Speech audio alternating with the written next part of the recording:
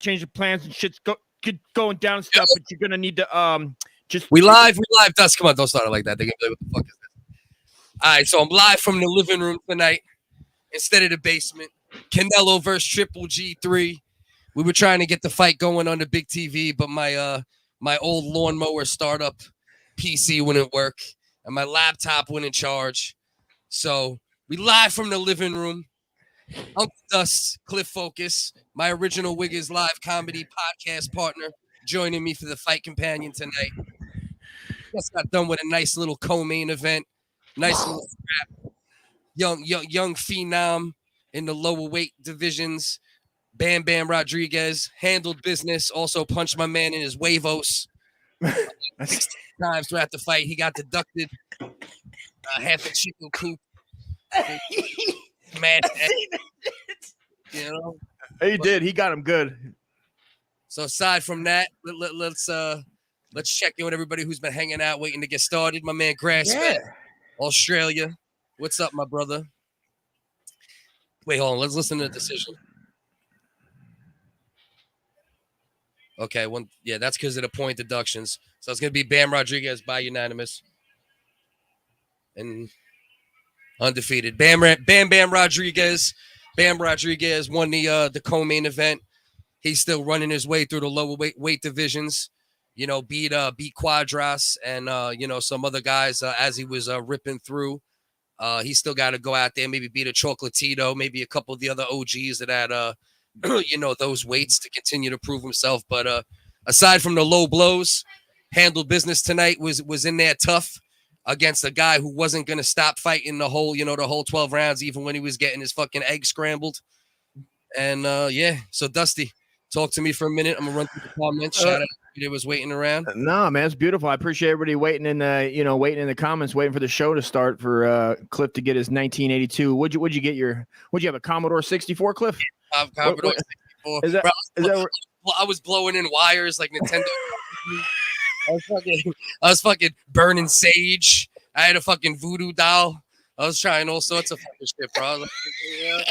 You got a chicken's head cut off, fucking throwing that on there. Yeah, fucking chicken blood on that. It was real, you know. Last year, Triple G. Well, one of the few Latinos that's always going for Triple G. You know, I'm a Canelo fan. I try not to be biased. I'm a Triple G fan, probably a little more technically, but I'm a fan of boxing, not a fan of men. So I try to leave the bias out of it. You know, when it comes down to the commentating, you got a bunch of dudes running around that are like screaming more about racism than boxing. Like I went on the stream last night. Shout out to my man. What's Rep It? Well, oh my God, I can't remember his channel. He got a nice little channel, 4,000. I think it's What's Rep It or What Rep It or something like that. And it was a good stream, Dusty. But I know what you're talking about. The whole time, my bro, if you can find a name out for me, I want to shout him out properly because I had a good time overall.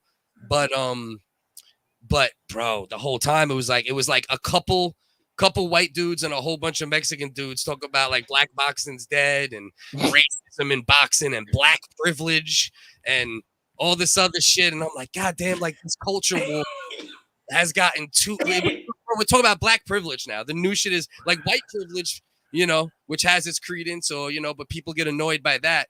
And now we're full circle to now people are saying black privilege. I mean, the culture wars have reached as far as we can't even talk boxing anymore without it being about race. You know what I mean? It's wild, bro. It is, dude. Yeah, it's wild, man. I'll try to find that for you, but Roy, Norway in the building. Norway, what's good? Brazil in the building. Brazil.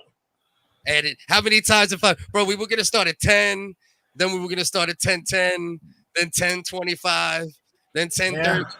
Would we work our way up to 11:05? I think.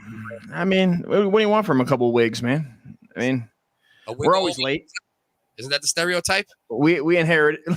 We inherited it from our black fathers. Yeah. Black stepfather made me late. Still late. What's up? Pistol Pete, I might give you a wrench, brother, because I love you, even though you hang out with the mutant patrol. But you my guy, though. So we might toss you a wrench just tonight. let me fly tonight, so I don't gotta go over there.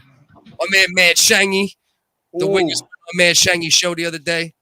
Had a great time. Talked a bunch of Shangy. Hell yeah. Ryan Upchurch, the country rapper who accuses live streamers of murder and rape. Yeah. That fucking interesting combo, you got to say, right? I mean, he's trying to cover everything. He's trying to get in a little bit, cover all the demographics. Yeah, rape, country rap, right? Get the rednecks and then go save a couple that I don't even know if they're trying to save anybody, right? Because they're already dead. They're not trying to save anybody. They're just trying to blame people. That guy did medical porn. With I think we also brought Shangy up to par with the medical porn, so that's good. Let's not get into that. Two little ones are near me. Like I said, we're in the living room tonight, so you know what I mean. We can let it fly, but like also, you know what I mean. I don't want to singe my nephew's ears and my son's ears with things I usually try to protect them from. You know what I mean? How you gonna throw this on me right now? You're just gonna throw it on me right now. Why, you're great at censoring. That's one thing I love about you, bro. You always keep it clean. You know, like it's always like there's never stories about pecker kisses. Never. Never. You know what I mean? Yeah, there's never. I don't talk about those things, especially around children. Ever. No. You gotta ask my boss for a wrench. I ain't no boss. We all workers here, Carolina. But make sure you do your work tonight. All right. All right. Where's the camera? Do your trusting you. The mutants out of here. But remember, trusting you. I love you. Shout out Carolina. Carolina. Oh, and her piano. She was doing a piano jam, right? Yeah, I believe so. She's gonna play. She wants to play piano from like a Kanye song, and then me to do like a little verse over it or some shit. We'll fuck around. I mean, I got it. I got it. If you ain't got it. I mean, I cannot borrow you anyway. No big deal. You gonna handle the ball now on? No big whoop. Listen, no big whoop. I'll have it done in 2 seconds, dude. They might not be up to par, but it'll be done. That's all that matters. Carolina, what else we got here? Hello, Carolina from Shangy. What else we got here? Let's make sure. I want to catch up before we get into it. We're waiting for the main event to start right now. A legacy fight between Canelo Alvarez and Triple G. Had 2 fights already. For those that don't know, a lot of people think Triple G won both. Some people think Triple G won the first. Canelo won the second. Some Mexicans think Canelo won both. You know, you know what I mean? And that's pretty much the rundown on that. You know what I mean? My Puerto Rican friend, he thinks Triple G won both of them. He's like, I was locked up, and I kind of seen the fights, but not really. My brother P, shout out. I feel him, man, because I thought Conor beat Floyd Mayweather. So, who do you think? Who do you think won the first 2 fights? Like you watched them fresh eyes from not a boxing crackhead, just a guy that likes the sport, trying to get back into it more. What was your opinion of the first 2 fights? I would have gave the first one would have went to Triple G. Easily. Yeah, that's the first one. I thought he was just aggressing the whole time. The second one, it seemed like Canelo wasn't trying to have the aggression so much the whole fight, and so therefore it was closer than, you know what I mean? It was closer. So I wasn't mad at the decision, but also, you know, you got to lay him out, man. And I can see the look on his face too when he lost. I mean, I'm sure everybody thinks that too when they don't knock the guy out and it's that close, you know. What was the score? I don't even. What was the score? I can't remember the scores exactly. I think it might have been 117, 115. Canelo, most of them, or it was something in that pocket. 1-8. Very close. First one, I thought Triple G won. I thought that was a clear 117, 115, maybe a 118, 114. No way that fight was a draw. Impossible. The second fight, I when I scored it originally, I scored it 118, 114 Triple G, but then I had to like check my fucking bias a little bit. And then when I rewatched it, I could see it being either 117, 115 Triple G, or maybe you can convince me of a draw. Finding 7 rounds for Canelo, 7-5, is hard for me, that second fight. But it wasn't like, you know, the draw in the first fight was more of a robbery than the win for Canelo in the second fight, if that makes sense. You know, G won the first fight. You know what I mean? It seemed that way to me, man. That was wild, man. It's wild in boxing that way, and that seems to happen a lot in boxing, right? Because I don't know what that is. Why don't the refs? Is that because they get local refs every time, right? Isn't it always local refs? Fights? No. For major fights, there's like, but it's like anything else, though, bro. User error, human nature, human error. The problem with judging for both UFC and boxing is that often the people don't have any fight in actual fighting. You know what I mean? A lot of them. Like, you get your occasional ones that have a little experience, but a lot of them don't have enough fighting experience. And I believe judges should have a certain amount of fighting experience, or even if it's not like as a fighter per se, but in the sport, in that type of way. I don't know. There's got to be more requirements. Yeah, got to be some qualifications somewhere that people above you are teaching you what to look for and whatnot. They probably don't even do that, right? Well, I mean, whatever, what the hell do you have to do to become one of those guys? Not much, I bet. Not much. I mean, much for me or you, right? If we decided, hey, tomorrow I want to be a judge, these people in some way, shape, or form are connected. And you see the really crazy shit in the UFC is you get judges that go from boxing to UFC and have zero experience in UFC. No, really? MMA is crazy hard. I didn't know that. Shit. Boxing. It's even harder to judge because there's so many more variables, involved in the decision. You got to, decide, about striking, about grappling, about, when someone was on the bottom, were they doing more? Was the person on top doing more? So there's there's a problem in general. I wasn't horribly mad at the second decision. At the time, I was frustrated by it. But overall, I do think Triple G definitely won the first one. I do think the second one was closer, but I still think Triple G might have edged it. My man, Jay King, I'm so used to the camera being. I'm in the living room today. My man, Jay King, HDK, Ian Ellis, Philip Waves. Shout out everybody. Who's the promoter? CityDon'tSleep.com. That's the promoter. Yeah, no shit. In Brazil. Appreciate you. Appreciate all the love and support. Carolina, you're the best.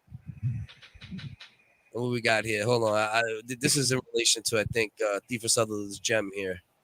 What did she say? Cliff, always remember, there is so much beauty in the world. Sometimes you might feel you are seeing it all at once, and it's too much. Our hearts fill up like balloons. I'd love it. Hey. Shit. What was that about? I just found out the moon landing's fake. What's he got to say about that? Moon landing? Moon landing's fake, dude. What moon landing, bro? Exactly. I never even knew there was a moon landing. That's how fake I know. I'm trying to get that guy on the show. That guy's coming on the show. We're getting him on here. One way or the other. Name? I got to look. Sabrell. Bart Sabrell. Bart Sabrell? We got to get Sabrell. We got to get him on, bro. Alex Jones in training? Who's this fucking guy? No, he's a documentarian. He's not a personality. Documentarian who was covering the moon. Yeah, he's been covering that moon landing since 20 years ago, 30 years ago. But here's the new evidence. The new evidence is there's a guy who his dad died and on his deathbed confessed that he was in the hangars in a New Mexico base where they filmed it. So that's the new evidence, Cliff. I think sometimes these dudes on their deathbed are like, yo, I'm gonna just say some crazy shit. You know what I mean? Like, that's what I might do as like my last. I'm doing it for sure. If I'm somebody, I'm gonna be dying, and I'm gonna just come up as like, if I happen to be somebody by the time I die, chances are, you know what I mean? We'll be 75 doing companions, fucking shit in our pants. Bro, hey, we're gonna, if I'm straight up. We're straight up be like, you're just gonna start making stuff up at that point. You just look up unsolved mysteries and just give. I'll look at it like I'm giving families closure. I'll start confessing to murders. I'll start confessing to all murders from 50 years ago to help closure. I'm already dying. If they're like, dog, you're dying tomorrow, but that'll be the bad thing is that I won't die, and then I'll go to jail for fucking confessing to rapes and murders of goddamn children, and I live. It'd be terrible. This motherfucker's doing fake fucking. I'm gonna show them. All right.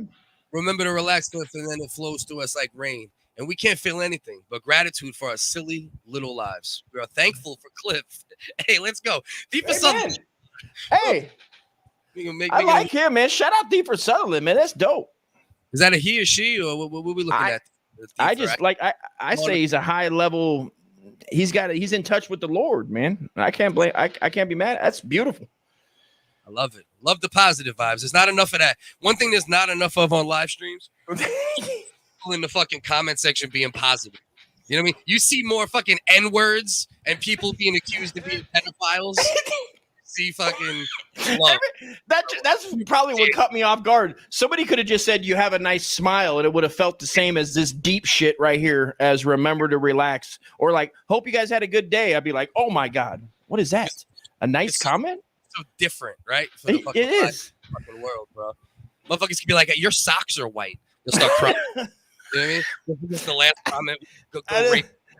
You know, I hope everybody hugs their kids tonight. I mean, enjoy the life you have around you. It's all going to be gone one day. I don't know. That was kind of depressing. That didn't really work out how I wanted it there.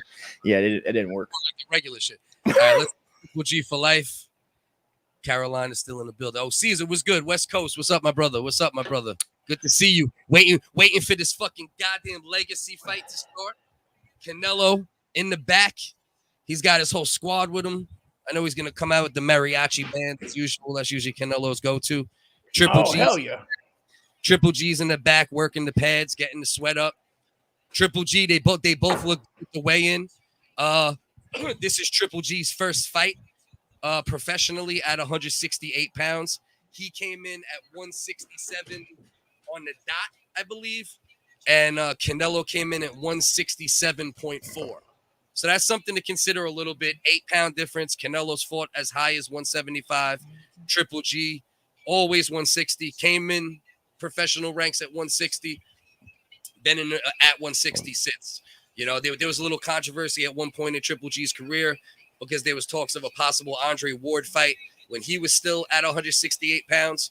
And some people said, but listen, Triple G said, I'm a middleweight. And he fought his entire career at middleweight. That's some old school shit. The new school thing is go up in weight, go down in weight, 5-division champ. But Triple G just dominated the middleweight division since he stepped foot into boxing and arguably beat Canelo twice, arguably lost one, arguably one draw. He should not have a loss on his record, in my opinion, from Canelo. But they were both very close fights, very competitive fights. And now tonight, what we have to look for is how much has Triple G degraded, because we know how much Canelo has advanced. Always adding new wrinkles to his game, always adding new tools to his toolbox. Triple G, we know what he brings to the table. We got to see, did he degrade a lot, or is he still the Triple G that gave Canelo his hardest fights outside of Floyd Mayweather, of course, who beat him, officially. So, what's the age differences? We love Cliff. We hold nothing against him. Hey, listen, Deeper, what's up? Buy me a coffee. Buy a WHiggA coffee. How much do you love Cliff? How much do you love WHiggaz? Pray for me. Coffee. We need a prayer WHiggA. We need a prayer WHiggA. You know what? Prayer WHiggA is in the place to be. We always need a good monk, a shot. We need one of every religion, bro. We need a WHiggA shaman. A WHiggA shaman. Yes, sir. Shaman. We'll take whatever. An astrophysicist. I mean, WHiggA with a yarmulke. A WHiggA with a yarmulke. Word. We get us a kufi. A kufi WHiggA. Yeah, Kufi WHiggA. We need a WHiggA Jamaican with the braids that go down. You know what I mean? You know what I mean? We need a WHiggA Viking. Bro, what the fuck? I missed the Bam Bam fight. Yeah, yo, Jay King. It was a good fight. Bam dominated for the most part. Competitive scrap at times. Hit the other dude in the balls multiple times. Got some points taken away, but overall definitely won the fight. Gus likes men. Yeah, that's true. It's on this podcast, even though that's true. We don't know that there's confirmation that Dust has crossed the line officially, physically, supposedly, except with my man in the dog G.I. Joe's and pecker kissing. You know what I mean? What's up? You like kissing a little kid's peckers? Yeah. Just walk over that. Hold on. We We got some sister-in-law high back / booty. It just popped off. Got the top 5%, you know, over at the top. All right, so here we go. Can you put the fight on your phone, even if it's just for a little vibe? All right. I'm gonna Dust. You can't hear the audio from my fight at all, right? No. All right. So right now, they're doing the Kazakh national anthem. This dude is dressed as fucking looks like Filipino Dracula, or maybe like I want to suck your rocks. Yeah. I don't know what the hell's going on with this dude. Oh, we got fucking Wonder Cunt in the fucking. All right, so we get. I thought that was a guy from the BTS army. He does. And that's what's crazy about that Eastern Bloc and that part of the world. The dude literally looks Korean, but yet Kazakh, and he's over there fucking belting out a Pavarotti Triple G Kazakhstan ballad at the moment. You know the K and K-pop is Kazakhstan, kid. He puts the Kazakhstan in that K-pop. K-pop is Kazakhstan. We just learned that tonight. Triple G won the first two. Canelo gonna whoop his ass tonight, though. Canelo too young and strong. Yeah, that's part of where I lean. I would like to see Triple G, get a win on record, because I do think he deserves at least one, if not two. But black privilege is real in certain settings.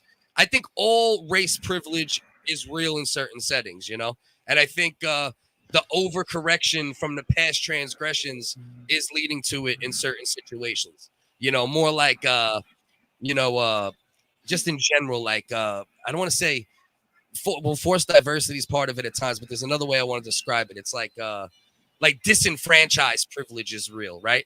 Any group is disenfranchised at some point in the history, they're all getting, and listen, in a way it's better, right? Because everybody's going to be more even eventually, and hopefully it don't full circle, and the whites don't fucking, the apes from fucking, they don't end up being the humans in Planet of the Apes, and the whites are just fucking, but you never know. That's why I always tell my black friends, I'm like, listen, you motherfuckers, with how much I've spoke up against racism, and all my Spanish friends, with how much I spoke up against shit, you better speak up against it if my kid's getting kicked down the stairs and called a cracker. You know what I mean? You better stick up for them little motherfuckers in 35 years. You know what I mean? You hope. You do hope. That's what you're planting the seeds. Don't let little Jenny get thrown down a flight. Right. It's all culture war nowadays, Grass. It's fucking wild. All right, so now we're going to have the Mexican national anthem. We're waiting on that to happen right now. We got this chick with some 1980 shoulder pads. She got like 16 tortillas in each fucking shoulder pad. I mean, that's a ton of refried bean they took to make that dress, dude. Yeah. That dress is actually, they said this. You guys can't hear it. It's only on our stream, but they said this dress is actually made out of repurposed, recycled refried beans. What's that shit that they try to? What's that shit they be trying to pump at the goddamn burrito store at the Taqueria, dude? That dessert flan. That's what that is. That's a flan princess, kid. That's the flan dress. Yeah, they be trying to pump that flan shit. Come on, man. I lived in Cali my whole life. I ain't eating flan, bitch. Right. Dust Spanish name is Senor Pecker Smooch. I don't know if everybody knows that. Senor Pecker, SPS for short in the Mexican clip. Oh, that's Senor Pecker Smooch, man. That gringo, he kissed the Pecker in the doghouse for some G.I. Joes in 1983. You know about Robbie. El Robbie, what you want to do, Holmes? El Rojo, El Güero Gordo Rojo. He like it, hombres. It would be beso mi rojo penga. Beso mi rojo penga. Kiss my red dick. Yeah. All right. Yeah. If he hangs with the mutants, then he's an infiltrator. Too sweet Pete. You must go on trial for your wrench. Nah, Pete, but you my man, no, bro. We might chuck you one. We gotta, I hear Fred Durst. Hey. I've been called Fred Durst before. That's definitely one of those. I mean, she's a little hot little Mexican smoke show, dude. Yeah. She's a little hyena. Why does she look Korean too? It's like she looks Korean and the Kazakh dude look Korean. It just shows you how like Well, You know. I mean, it's the communism, dude. They brainwashed us with communism, so now we view everything through a communist eye, which is China. We look at everybody like they're Chinese now. Everywhere. Yeah. Everywhere I go, I see it. No, look, whoa, I'm about to say something crazy. I was really about to just like kill the stream. Oh. You're usually the first one after you go, hey, take it. Let's wait 10 minutes before we start saying cuss words, and then all of a sudden, out the gate, Cliff got a good something to say. Yeah. It usually does happen. Yo, motherfuckers look like you're gonna battle on the mic tonight. Yeah, because we both hold the mics. I got the living room mic this season.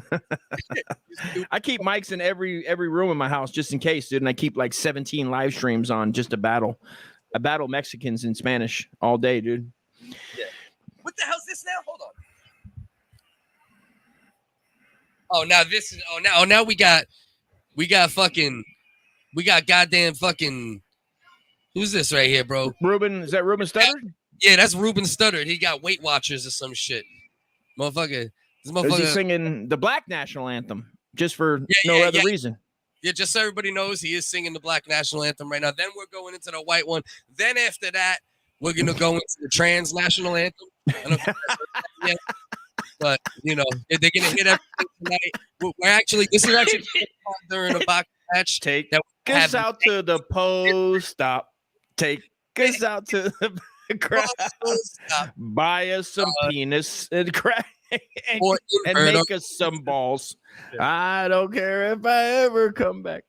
So it looks good tonight, you're saying. The camera quality. Oh, you would not believe what just happened. Yo, Jay, ask Jay if his phone is charged. Because now my shit just died. Dust, you might have to do the commentary. My phone just died. And now I got to wait for my phone to charge back up before I can get the stream going again. I might cry. I just want to be clear about this. Oh, Jesus Christ. Kylie, bring me that laptop right now, even though I only got a couple percentage on it. I could get the little 7-8% out of it. Oh, Karina, give me your phone. Any phone. I need a phone right now. Somebody's have a fucking phone that ain't dead. I swear. You're so lucky. This is white entitlement, dude, because you were my black co-host, dude. I'd fire you. Fire you, dude. You're fired. Step in my white office. You're fired. And don't get on camera because these fucking mutants will fucking make a fucking Photoshop about you. That's the type of pieces of shit you deal with online. You know what I mean? These fucking lowlifes will fucking be like, look, it's Cliff's daughter in a Photoshop. It's funny that the camera quality actually looks better and I have mad exposure. It is, bro. I mean, it actually made you look semi-attractive, dude. Like I'm getting about 5% right now. I got about a 5% non-homo chug, dude. Yeah. Just for no reason. Relax. Kids, get out of here. Like, you guys can't just be front and center with me and this fucking maniac. They shouldn't be watching violence on the TV anyway. Yeah.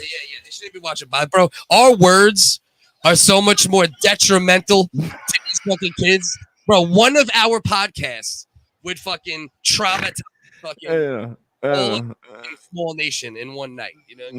This is true. They should not be. This is not for children. This is for 18 and over. Please. Maybe 21. I'm streaming from the living room tonight. I got my kids are close, and we got nephews floating around. So you know, gotta be a little careful. You know, I'm gonna drop kick them into a room in a minute, and then it'll be a little better. You know what I mean? I need to know the tone, focus. See, Carolina, you asked me about tones. I rap. I don't know what damn tone. Do you hear the tone of my voice? This is the tone. That's the most baritone. They want some of that baritone, man. They want that deep Cliff. You know, bar work, that baritone. No one knows what it's like to be a nigga with the blues. Wow. Holy shit, Everlast. Is that now, Mike? You can see the MC Mike hold, right? Like, to the stage shit. You know what I mean? Like, I'm jealous right now, bro. I got to learn how to do that shit. You got to do the 2-finger claw. It's like a claw. My hands aren't big enough, dude. I look like a T-Rex. That shit. Flexibility, and you can kind of move it to different directions, like if you're trying to pull your voice out a little bit, or you know what I mean. It feels like you're smoking like a joint at an angle, huh? Like you can hit any angle. Oh, I like when you do this one. You do this one? You used to do this on stage? Yeah, you get the full tilt sometimes. You might get the full tilt every once in a while. You might get the full tilt, get that joint going. If you're trying to sing and you can't really sing or some shit. All right, so here we go. Let's run through these comments because we got to catch up before the fight starts. Triple G. Now in the ring. All right. Then they're going to be announcing the legend Canelo, the legend Triple G, the battle for 160-pound supremacy, if not also 168 supremacy. You know, either way, Triple G still has his belts at middleweight, so he'll be going back to defend. You know, obviously, no matter what happens tonight, you don't see a retirement coming from Triple G. Last Jedi, I lean towards your direction. I like when I see Latino brothers being honest and not letting the bias affect them. Same thing with my black friends. Like, you know, sometimes they get too biased. It's hard to be biased as a white fight fan nowadays because, you know, I was talking to him about this last night. Do you consider like Usyk and Lomachenko white? Because I don't, in a weird way. No, like, they're not. I consider Well, they're not white. like. I mean, they're like No? American. They're not. No, it's only white. White is only an American thing. That's an only. Got it too. That's only right. I mean, other countries probably adopted that bullshit, but I mean, that's like predominantly America's horse shit. Let's go. Here we go. We getting ready to get started here. They got the dirty green point announcer tonight. That's my guy. I forgot his name at the moment, but he announced it. I think it's David Diamante. That's that white dude's name. That looks like he's straight out of fucking Greenpoint, Brooklyn, making fucking that virgin soap. You know what I mean? That fucking vegan Vince. You need a lesbian cunt hair to make the soap, a little beeswax. You know what I mean? The toenails of a anti-vaxxer, but the old anti-vaxxers, not the new ones. You know what I mean? Listen, this guy's working on climate change to recycle tampons to give us clean energy, dude. I mean, You can't knock him. I can't knock him. Mexican food stuff. Yeah, I understand there's going to be a little bit of bias and pride. And I like the pride that comes out of Mexican boxing, in my opinion. You know, Latinos run boxing for the most part, especially in recent years. It's hard to argue that. I think Latinos and the Eastern Bloc and the UK a bit, those are the people running boxing, American boxing. People ain't fighting each other. Errol Spence, Terrence Crawford. These motherfuckers been doing a ballerina dance for 5 years. It's becoming Pacquiao, Mayweather too. So, yeah, much respect to the Mexican warriors, the Mexican fighters, the Mexican fans. Those Aztec warriors. Yeah, yup. Aztec mariachi going on right now. These dudes, they're singing about the fall of the Mayan Empire right now. And then Canelo's about to come out. He's an amazing man at Thiefer Sutherland. Okay. I love Thiefer. We don't see Thiefer all the time. I hope to see you more. I'll take 100 Thiefer Sutherlands. Right. It's always good vibes. Well, you gotta have a mix. So it's good. My brother-in-law's ass walked by real quick. So if you're into dudes, you got a dude shot tonight. You know what I mean? You got. I like it. Has he got a thick one? Has he got a thick rump? Yeah, Jay got a thick rump. Yeah, Jay maybe we can get maybe one time he can show it to us later. Maybe. Yeah, maybe. He got a little back. Baby got back. Baby got back. Yeah. And bro, I love mariachi, bro. I love it. I'm such a fan of mariachi. I'm not even fucking joking with you, dude. Well, I used to go to that SoCal. My neighbors used to sing it all day. My boy Jesse sung it all day. That's how I knew he was home. That's how I knew I knew I could go get weed. I could hear him from like the apartments next door. Motherfuckers were practicing mariachi like white boys were practicing death metal and shit. I swear to God, dude. And he'd be like, you hear that shit, then you hear the boom, boom. They drop into some mariachi and be like, oh, hell yeah, dude. Let's fucking go to Jesse's. That's fucking dope. He really is Carolina. I wish there were more men like him. We could all learn a lesson from. God damn, Thiefer. You making me. I need more of this. Can you just send me text messages every once in a while? Like, so like when my wife is emotionally abusing me, you know what I mean? I know, dude. I'm gonna. If you think I'm not gonna I'm gonna screenshot that later, and I'm just gonna photo edit my name in there, and then I'm gonna read it back like he was saying it to me. So yeah. What kind of money do undercard fighters get on a card this big? Probably not as much as they should. Still, I would imagine that Bam Rodriguez, the young prospect who won the co-main event, he probably got a nice penny. Gabe Rosado been around a long time. He probably got a nice penny, but I don't know. They probably still get more than a lot of UFC undercard fighters, but only because it's a Canelo card. You know, that's a big card. Triple G only because I like the Gorilla Glue strain. You stupid as fuck. Should we maybe go round and tune up some of these? Yeah, we should. That's a thought. Goddamn refs need a fucking tune up.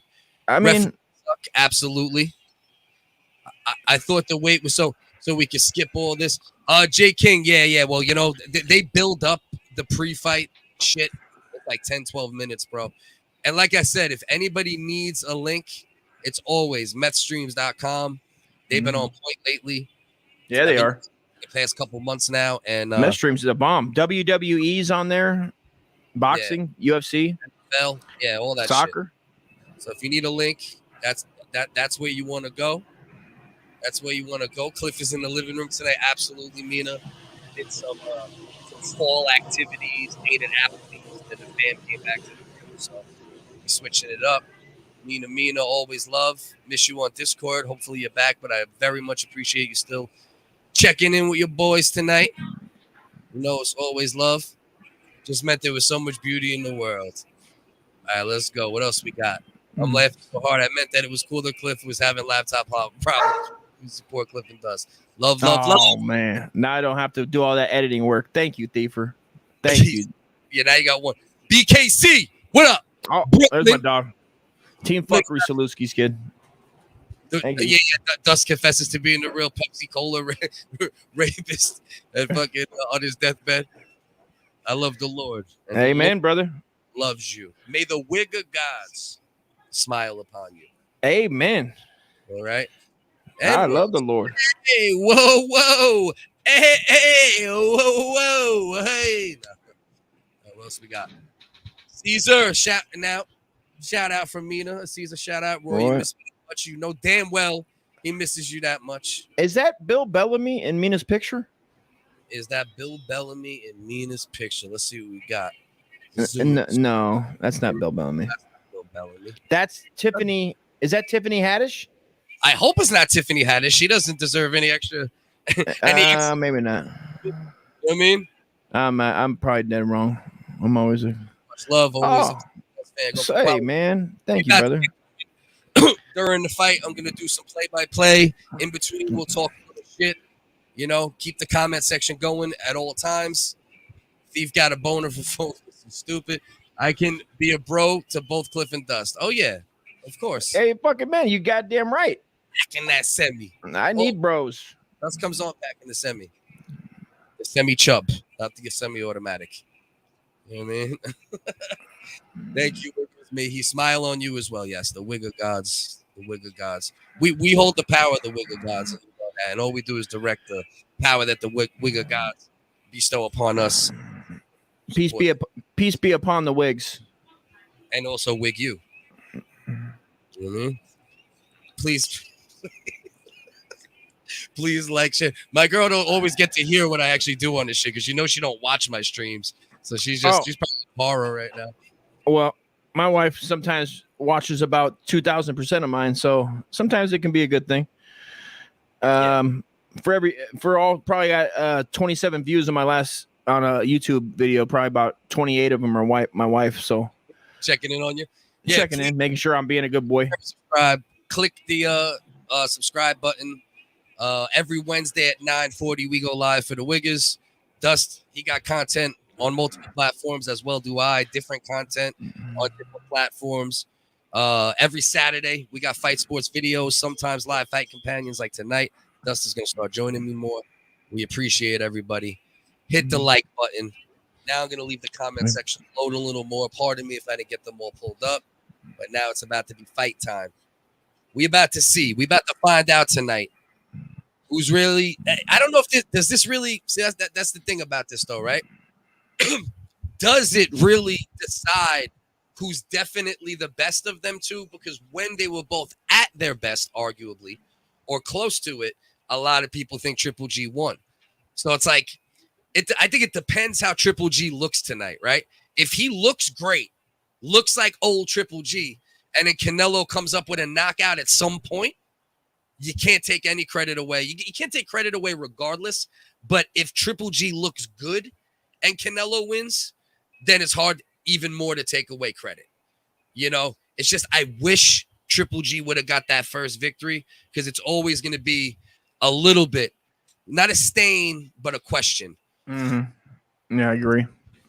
Yes, what me and Reed got going on, Reed got some health things, some things going on. But what me and Reed are going to do is we're going to be recording reaction videos to different shit.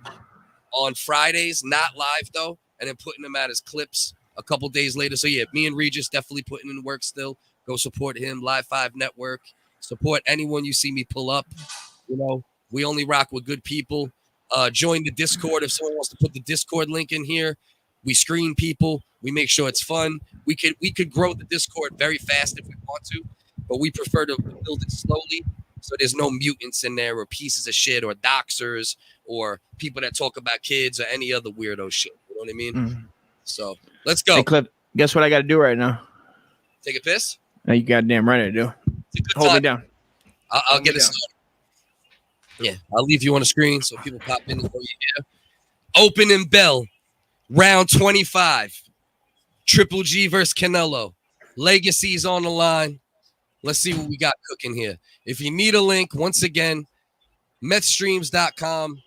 That's the money right now. If that helps you at all, throw a like, throw a comment, throw a subscribe. We appreciate any and all support. And let's get cracking here. Bell just rang. They both meet in the middle of the ring. Neither men throwing anything yet. You got to expect a little bit of plotting. You know, these guys, every time people fight multiple times, you always see a little more tentativeness. Even if a war is going to break out, you'll see a little bit more of the tentativeness early on. You're both still dead or you got it? Nice, my man. So you good. I want to make sure you get to see it. Triple G flicking the jab. Canelo flicking the jab back. Canelo's jab did a little bit more, but let's see what we got here. Both men still in the middle of the ring. 2:22 left, round one. The trilogy fight between Triple G and Canelo. Triple G looking to establish the jab early. Triple G has one of the best jabs in boxing for a long time. It's a known commodity that he brings to the table. I've seen him win fights based off the jab, land body shots start with a jab, hooks that start with a jab. Canelo lunging in with a couple power shots. Another nice jab from Triple G as Canelo lunged in. As of now, Triple G is probably winning the round based off jab work. Obviously, still early in the round. Canelo misses on a hook. Triple G showing some good lateral movement so far. Another jab flick. Other one. Those two didn't really land, but they just find their jabs. They keep Canelo off balance a little bit. Canelo with a little bit of a hip shot, body shot on Triple G. Minute 27 left, round number one on my clock. The main thing we're seeing right now is that Triple G is definitely trying to establish the jab, which I think is very important, and it's a good strategy from him.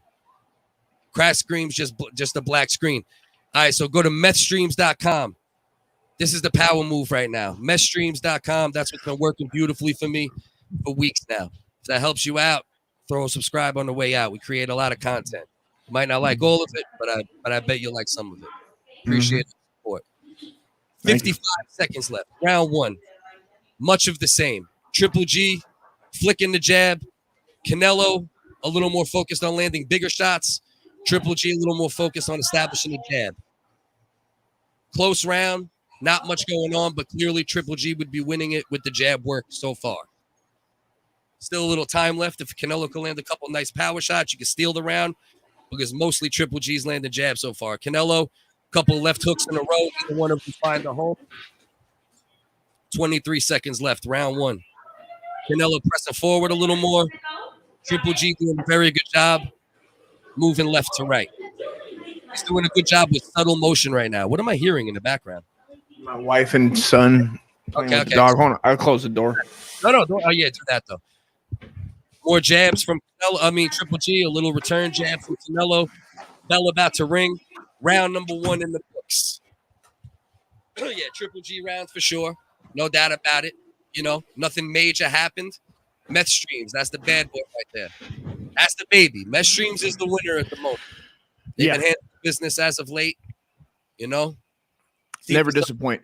Absolutely the best. The all-star of this stream. And we're going to make some good graphics for people that leave good comments. We're going to start showing love to this comment section that keeps the WHiggaz going. Bro, we got to.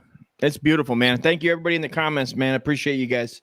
Thanks for stopping by. Even the new folks, thank you for being here. Everybody, goddamn. The crew. Good to see everybody. Jay King, Carolina, hell yeah. Cliff is riding that overdriver. It's the room. Not sure. Hey, yeah. I think it's the mic. I think holding the mic You know, get you in that performance mode even more. Are you live? Getting live, baby. Right. Yeah. Meth is the way to go. Agreed. Meth is the way to go. That's what they say, Jay. That's what they say. All right. Middle of the ring. Round 2. Oh. Canelo standing in front of Triple G. You know, both of them pretty much square in the middle of the ring. Canelo's doing a lot of feints, a lot of shoulder movement.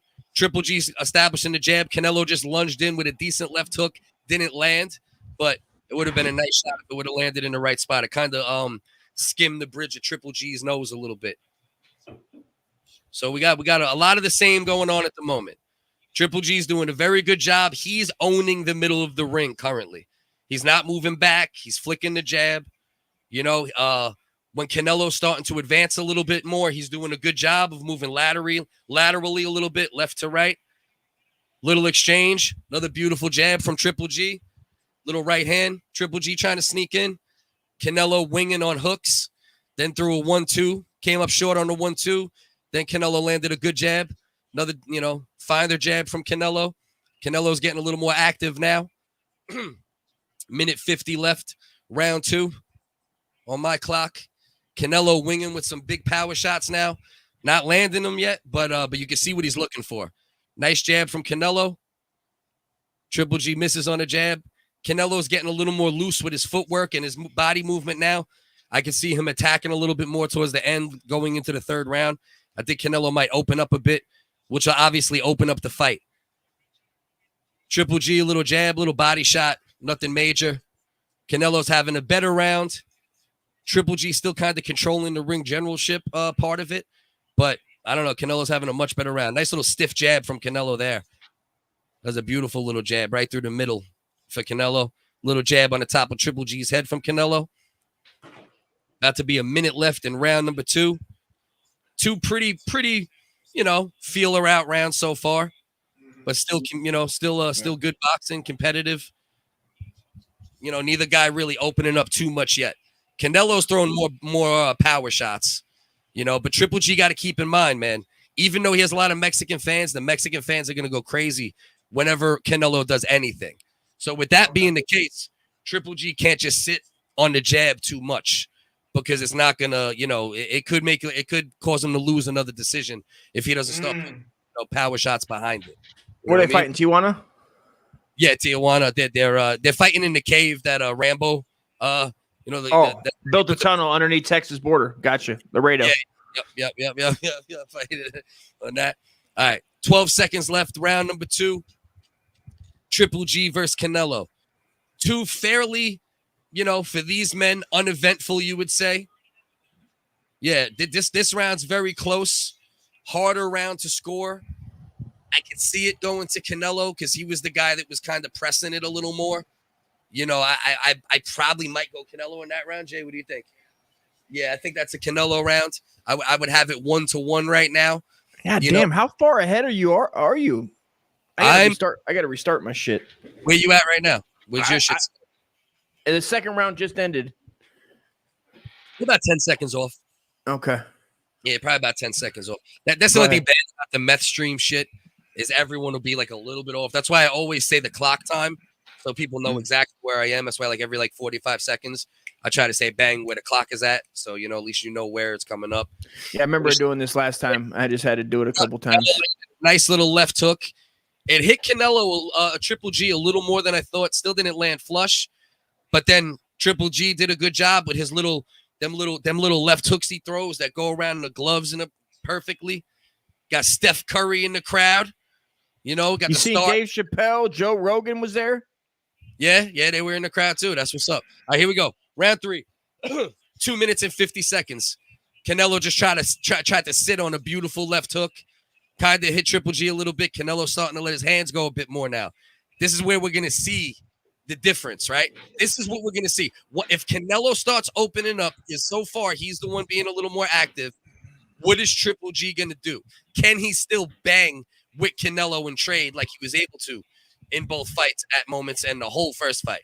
Nice little left hook, short left hook from Canelo. Little right hand from Canelo. Nice little left hook. Triple G ties up. 2 minutes and 14 seconds left, round number 3. Dave Chappelle and Joe Rogan. Canelo moving forward right now. Looking like he's in fucking in predator mode right now. So now we got to see what Triple G does. What is Triple G going to do when a younger man who's added to his toolbox, what is he going to do when Canelo starts pressing the 40-year-old? Does Triple G still have it? Does he still have that grit and skill to compete with Canelo? So right now, Canelo's been having a very good past couple, round and a half. 137 left, round 3. Canelo sitting on his shots more, letting combinations go a little more. Little jab from Canelo. Triple G's not being nearly active enough, but this also might be a tactic. He might be trying to establish the jab and then save a little juice, for later on in the fight. Little jab from Triple G. Okay, there goes Canelo, right hand, and then ended with a little straight left. Not damaging shots, but scoring shots. And, Canelo throws with enough power where everything does something to you. 103 left, round number 3. A clear Canelo round, unless Triple G can do something a little different. Unless Triple G does more, it'll end. Okay, nice little right hand from Triple G. Canelo up against the ropes. Triple G had a lot of success when he was able to get Canelo against the ropes in both of the first 2 fights. So we'll see if that can lead to anything, if that's like a glimpse into some moments that we might see more of as the fight goes. We're in the 3rd round. Nick, it would be 2-1 after this round. Triple G clearly won the first round. Canelo probably won the second. And Canelo's clearly winning the 3rd. That's where we're at right now, in my opinion. You agree, right, Jay? Yeah, brother-in-law Jay on board. Nick Malinelli, I'm doing good, my G. I'm just sitting here, chilling with my man, Uncle Dusty. I got the family here, so I'm in living room streaming mode tonight. And this 3rd fight.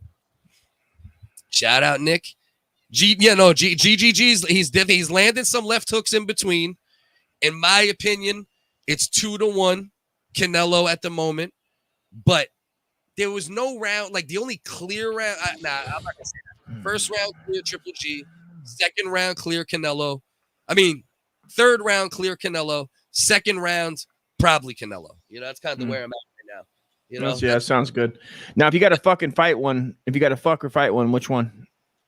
Fucking fight one. Which one? Which one are you picking? And why?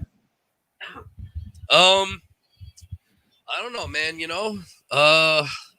Probably. I know you would go. You're talking about the singers and the national anthems. I know you would go. Of course not. I'm talking about the 2 sweaty men in the ring. You better back up. No. I'm talking about the fine, sexy hyena of a man named Canelo with that ginger sweet beard. You're taking him. I tell you this. I'm fucking him first.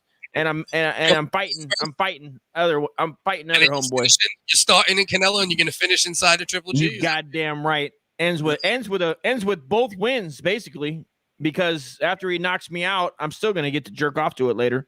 You know what I mean? Knowing I got dropped by fucking Triple G. You know what I mean? Triple G.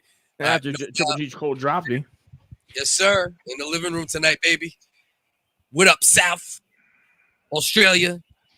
All right, let's go. Let's get back to it. 2 minutes and 30 seconds left. Round number 4. Triple G versus Canelo. Triple G looks like he's trying to, make a statement and stand more in the middle of the ring so far in this round. Canelo's not being quite as active as he was in the 2nd and 3rd. Triple G still trying to establish the jab. He's probably trying to land something big off the jab. I think that's kind of where we're standing at the moment, but he's not doing enough. He's not throwing enough punches. And Canelo's the money cow, Canelo landing a nice little combination up top and into the body. You got to do more than Canelo to beat him. He managed to do that in the past. Canelo winging a loopy ass fucking liver shot. Yeah, a couple of them. Nice little combination from Canelo. Came up top and then put the right hook over the guard. The jab didn't land, but the second shot did. That's the point of a jab sometimes, just to find you your other punches. Cousin Derek. Who's Cousin Derek? I don't know who that is. Shout out Cousin Derek. Hey, shout out Cousin Derek. Was good, bro. What's good? All right. Minute 24 left. Round 4. Canelo Alvarez taking a little bit of charge in the fight the past couple rounds. In my opinion, unless my man Triple G can do something different, We might be looking at 3-1 after this round.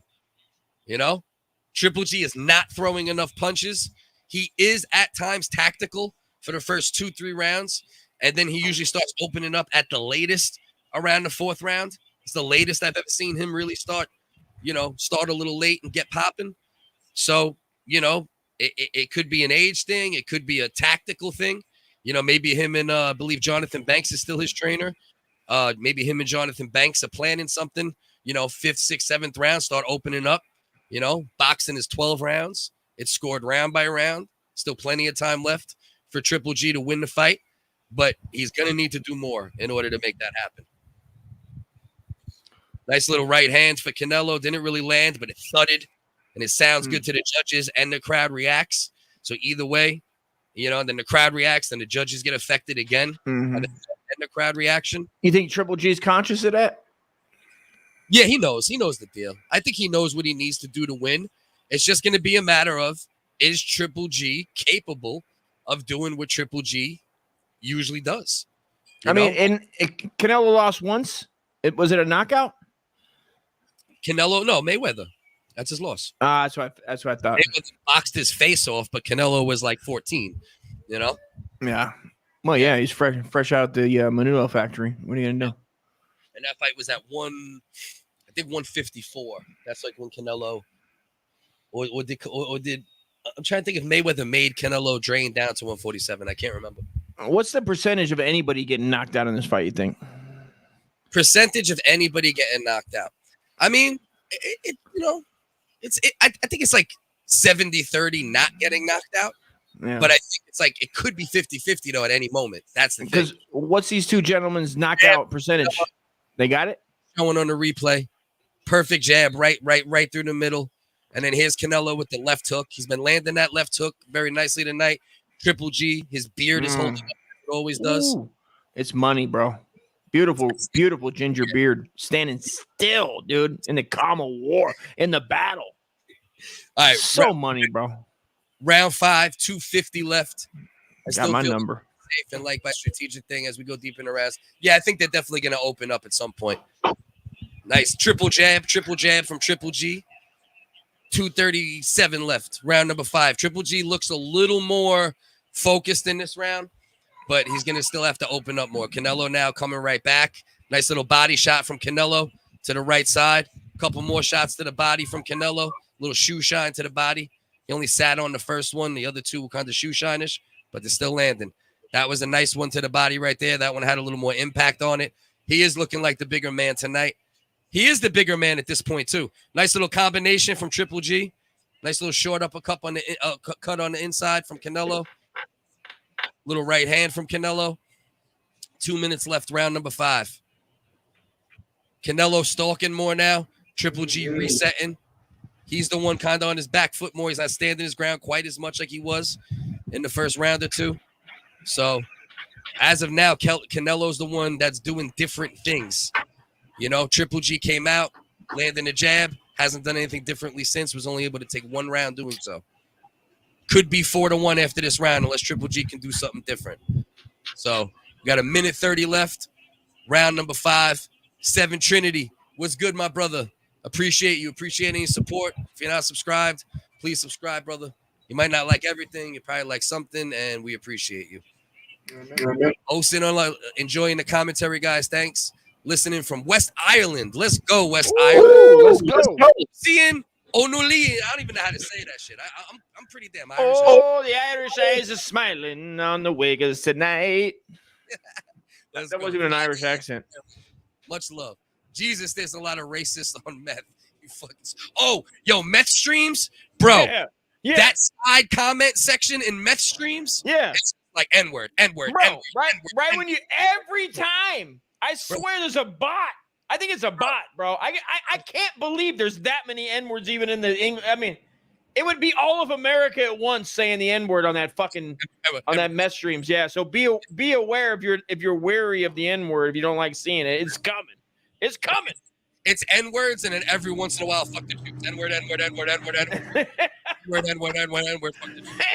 And big ones. Some guys do real big ones and little ones and thick ones, like different calligraphy. They're trying to get artistic.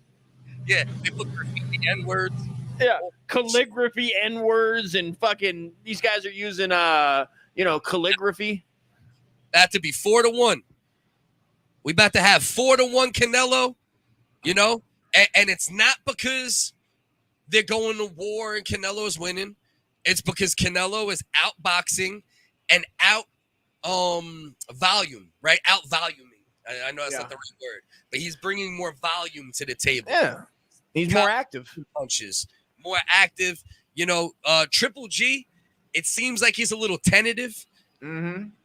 I don't know why. I don't know. Maybe that's his game plan. Is that the game plan? And Canelo's just nailed it. You know how these guys have game plans. Maybe Triple G's and he wasn't expecting it. And he's fucking losing all these 3 in a row. At least 3 of the 4. Four. It's 4-1 Canelo most likely. 3-2 if you gave Triple G to. Yeah, that was a beautiful. I'm sorry, 4-1. My bad. Beautiful overhand right. Oh, them N-words on Meth streams are no joke. Listen to Carolina. Listen, all you can eat N-bombs on that stream right when you pop up. Just scroll real fast. Scroll real fast if you're sensitive. It's an N-word, but it's like it is. You just walk in. You just scooping. Yo, Asian. All you can eat. Asian. You want some A1 on that end on those N-bombs? Here you go. You want some gravy? Here you go. Holiday sauce? There you go. And enchiladas, like we got. Yeah. You want some corn? Like what we got? All right, so here we go. 2:30 left. Round number 6. Canelo Alvarez. You don't want to say dominating, but you want to say winning relatively easily right now. N-word bot is my DJ name, you stupid. Straight up. Uh-oh. We got a link freeze. All right, come back, bitch. All right, it came back. Round 6 looking very similar to rounds 3, 4, 5, which is Canelo Alvarez controlling the middle of the ring, flicking the jab, and then coming with some nice power shots behind it. Triple G, I don't want to say he's looking old or this, that. He's just not being active enough. Nah, not at all. And this does happen, though. I've seen this happen. And Canelo is a good enough boxer to do this to people now, where it is he's staying so many steps ahead from, beautiful left hand to the body from Canelo. He just dug a left hand beautifully into the body. But Canelo's boxing skills are so good at this point that it makes you hesitant, right? Mm-hmm. I see it happen with Floyd Mayweather versus Shane Mosley from round 3 on. It's just like, even though the guy's right in front of you, he's just staying a step ahead. His twitches are quicker.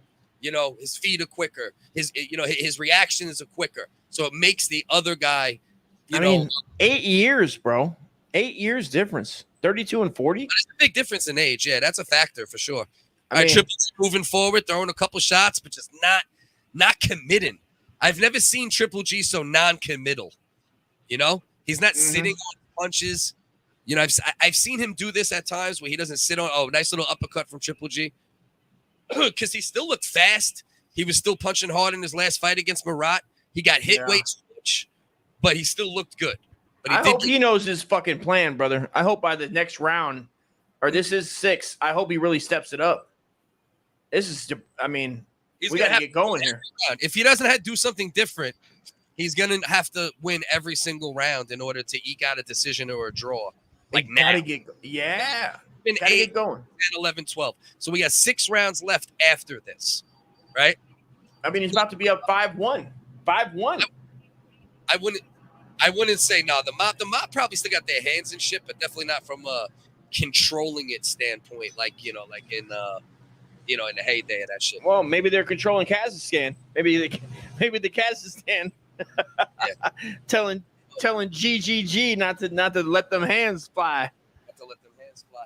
J King after the 5th round said 3-2 Canelo. Canelo's looking small. GGG is looking small and old. Yeah, he's looking smaller. I don't want to say it's an age thing yet, because we might see him come in his next fight and it could be the skill deficit. Next round. Possible. But what I expect from Triple G, at some point, you got to recognize the skill deficit is there now, right? To a larger degree than it was in the past. And you got to be who Triple G claims to be, Mexican style. move forward, get knocked the fuck out, Triple G. You don't lose anything. Yeah, he went up to 168. He still got his belts at 160. Put your balls to the floor at some point, you know, and just say fuck it. I'm either Let your gonna Zacks hang out. or I'm gonna get knocked out. Period. I mean, that looks like that's Bill. He needs to fucking win this round. My brother. Appreciate you. 7:30. Gang. 2:54 left. Round number 7. Triple G coming out, throwing a little combination. Didn't really land it too well. Canelo did some slick shit in close, leaned up against Triple G, brought that right hand down the middle. Canelo flicking the jab once again. Triple G's got to make a decision because it's 6-1. It's 5-1 Canelo, maybe 4-2, you know, and Triple G is going to have to. He's going to be playing. He's playing catch up already. Yeah. Deep in the hole. God damn, he's just. I don't know. There's something missing, man, from the first 2 I watched. Yeah, well, I mean, 3-4 years is missing. He's 40 now. I mean, but still. It's boxing, bro. You age overnight too. Yeah, man. And then you got, listen, it might just be a skill deficit. We'll know, right? The way we'll know. Let's say this fight continues this way and Canelo wins like a 10-2 decision, lopsided, outboxes him. And then Triple G in his next fight looks great. Going back to 160, defends his belt, beats a good guy, right? Then we'll be able to say, all right, it was a skill thing. You know, Canelo just is the better man by far at this point. Triple G was afraid to let his hands go. Or Triple G goes back to 160 and gets dusted, and then Canelo won't get as much credit for this one way or another. Whether it's deserved, that's up for debate, but that'll be the outcome, you know, if it goes that direction. You know?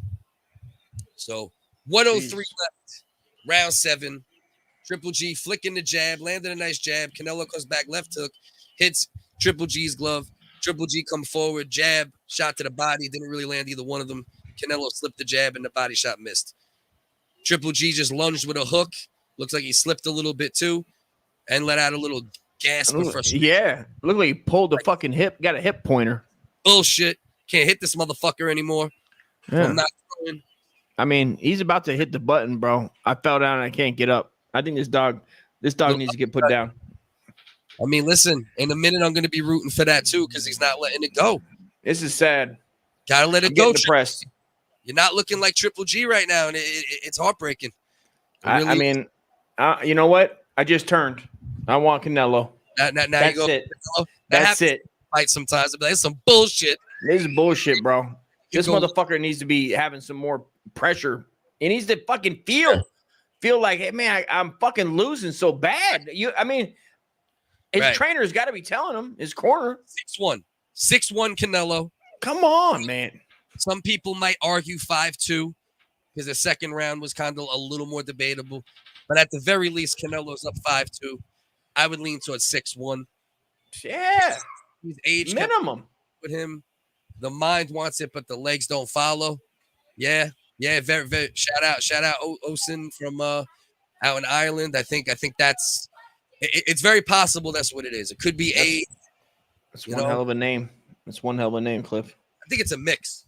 I think it's the age, Jay, and then I also think it's the fact that Canelo, there's just the skill, the skill advantage. Canelo, like I said, Canelo has gotten better consistently. Canelo's only 33, 34. He's always adding. Always, right? I thought isn't he 32? I swear he's 32. He's in that pocket. That's the bottom line. He's like 8 years younger. Of course. That's what I feel like. I feel like it's a nephew fighting an uncle at this point. Yeah, it's looking rough, man. It's looking rough. That body shot, J King. That body shot was. He sat on that shit. Left hand, sat on that shit. Shout out, Carolina. Appreciate you. Please listen to my lady friend from Brazil. Go support her page as well. We're actually going to do an episode with Carolina soon. She's big in the manosphere community, calling out all those manosphere idiots. So the WHiggaz will I said hard ER. I apologize. The WHiggaz will enter the manosphere soon. Carolina's going to give us our education, and we're going to flame broil those weirdos. Gotta go. I understand. Other side of the world, get your sleep. We appreciate you whenever you're here, Carolina. I like the message on the way out. Please like and subscribe, everybody. Carolina, love you and appreciate you. Minute 54 left. Round number 8. The commentary that I'm giving right now is just going to sound the same. The Canelo is dominating. It's going to be Canelo is winning. And unfortunately, that's where we stand currently. And not that it's unfortunate that Canelo is winning. It's unfortunate the way he's winning, right? Triple G is not. He's not. You know. Yeah. I had a fear that this was going to happen. You know, knowing how much Canelo's improved. You knew. I had a feeling. You know, I didn't know. You know, my heart was like Triple G can still do it. We'll see. Yeah. My boxing mind, you know, like watching boxing for so long, Right. part of me was like, man, you know, I Canelo really improved a lot, and as of now, that's really, really showing at the moment. Nice little body shot from Canelo again. Little left hook from Triple G. Right hook from Canelo. Left hand from Canelo. After a little left hook from Triple G. Little jump jab from Canelo. Fucking allergies are crazy still. 35 seconds left. Round number 8. The younger, improving, possible, close to a GOAT. You know, it's arguable Canelo's he's definitely one of the GOATs if he continues doing what he's been doing. It's hard to argue against it. Triple G. Bro. You got 5 more years solid. Landed a couple of nice shots. Triple G just landed a couple of nice shots in a row. Let his hands go a bit. Triple G, also a legend of the sport. You know, one of the best middleweights ever, bar none. Definite, you know, for sure. First ballot Hall of Famer. But as of now, Canelo is doing the Triple G. You know, what no one has ever done to Triple G, right? I never seen anybody make Triple G hesitant. No matter what, even if people were landing shots, he'd be coming back with something. You know, Triple G has Canelo has taken away Triple G's arsenal tonight. So, you know, if he, like I said, goes back to 160, does well, Canelo is just worlds better at this point. If he goes and get his ass whipped at 160, it's time to retire for the brother. Because this is not the Triple G that we're used to. You know, there was a little nice right hand that Triple G landed there. But too few and far between. You know? Way too few and far between for Triple G. The volume is horrible. Defer! Have a good night, Carolina. We love you. 2:45 left. Round number 9. Let's see what Triple G got. 9, 10, 11, 12. 4 rounds to show and at least go out on his shield, right? Yeah, and don't even hell yeah. At this point. Fuck if you win. Just show us what you Yeah. as far as heart. You know? Fuck yeah. Come on, baby. Let's go, Triple G. Let's go, brother. Because right now, shit's looking. Well, look at this dickhead. This dickhead didn't even give Triple G the first round. So, I mean, Chris Mannix be doing some dumbass scorecard. I can't stand the zone because Chris Mannix is wrong 75% of the time. Chris Mannix eats dicks for a living. Yeah, he's a little cunt. He's a little cunt. He's definitely a little cunt. That dude drives me fucking crazy. No, you had it right the first time. He's good with like think pieces on stuff, but like he shouldn't be chucking. You know, he was a Sports Illustrated fucking writer. Like this guy isn't, you know, some boxing. You know, Sports Illustrated ain't been sports for like what 15 years. They just had fat bitches on the cover. What the fuck are they doing? Fuck out of here with that noise. All right, let's go. Right hand for Triple G. Let's see what he got left. 120 left, round number 9. Let's see what the fuck Triple G got left. Canelo right hand. Triple G backing him up. Nice little left hook from Triple G. You gotta let more go. Let's go, Gennady. Keep letting it go. Don't worry about what's coming back, bro. You got 5 rounds to not make yourself look like a fucking schmuck tonight. Yeah, it's time, baby. Come on now. Yeah. You want to wake up tomorrow and feel good about the loss, even. You know what I mean? At least feel good about it. Damn, that Right. it looked like it stunned him right there with that jab from Canelo. He hit him with a nice hook too a minute or two ago, but you know, he's not continuing it enough. You know what I mean? He's not bringing Following enough. up. Right, he's not following up. There you go. Better way to say it. Yeah. Triple G's he's eating the shot still. His chin is still there. Yeah, but for sure. He needs more than the chin to win the fucking fight. You know what I mean? You don't see it going past 10. Yeah, he needs to go for the gusto right now. Right now, Triple G's moving forward, landed some good shots. He just had the best minute he's had. Oh, beautiful right hand from Canelo. Triple G fucking ate that shit though. He ate it, came back with a little hook. Definitely a beautiful right hand from Canelo.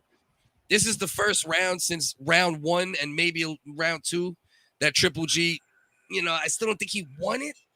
He might have, though. It's a round you could give him, right? It's like you could give him the first. You could maybe give him the second, maybe.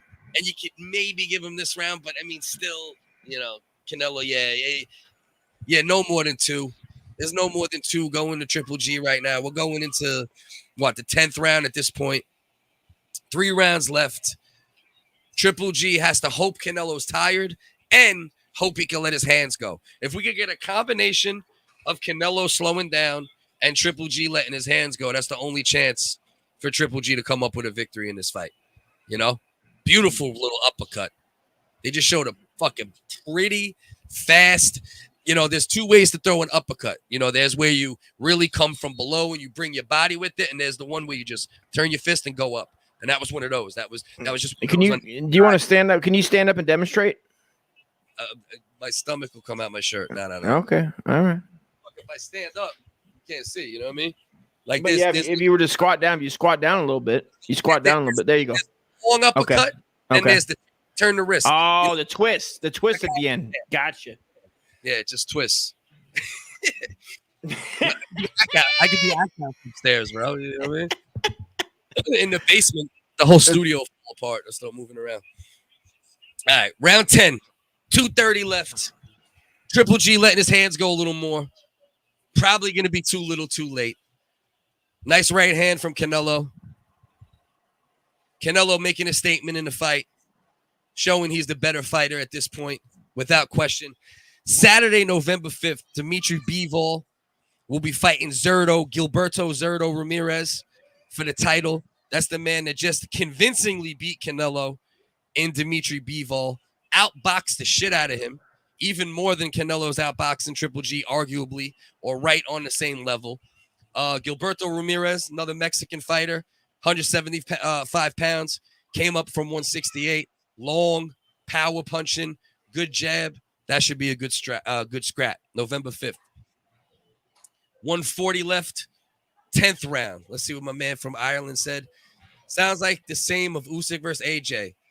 Golfing skills and movement plus the age factor. GGG must turn it into a laneway fight and let his hands go, even if he gets sparked out. Could not agree more, brother. My man from Ireland coming through with the perfect comment. Could not agree more. That's exactly where we stand right now.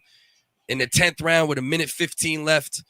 Canelo's been controlling the fight from the middle of the 2nd round up into this moment, with Triple G having just a couple moments from the 2nd until now. Unless GGG steps up and switches it up, yeah, it's a wrap. Yeah, it's pretty much a wrap unless Triple G can do some Kamaru, some Leon Edwards versus Kamaru Usman shit. Unthinkable. The Hail Mary right now. Yeah, for sure, brother. If there's no Hail Mary, there's not going to be a victory, period. Could be, Nick, could be. Yeah, 100%. It might be a wrap. I thought GGG looked stiff from it. He did look stiff from the start, but I liked how he was standing up straight, establishing the jab. I just thought he was going to establish the jab and then bring more behind it at some point, but instead he established the jab and then just did nothing else. Just stopped establishing the jab, stopped doing anything else. Canelo moving forward, landing right hands, landing 1-2s. Triple G moving back a little. His beard is holding up. It looks like Looking he's beautiful. chin.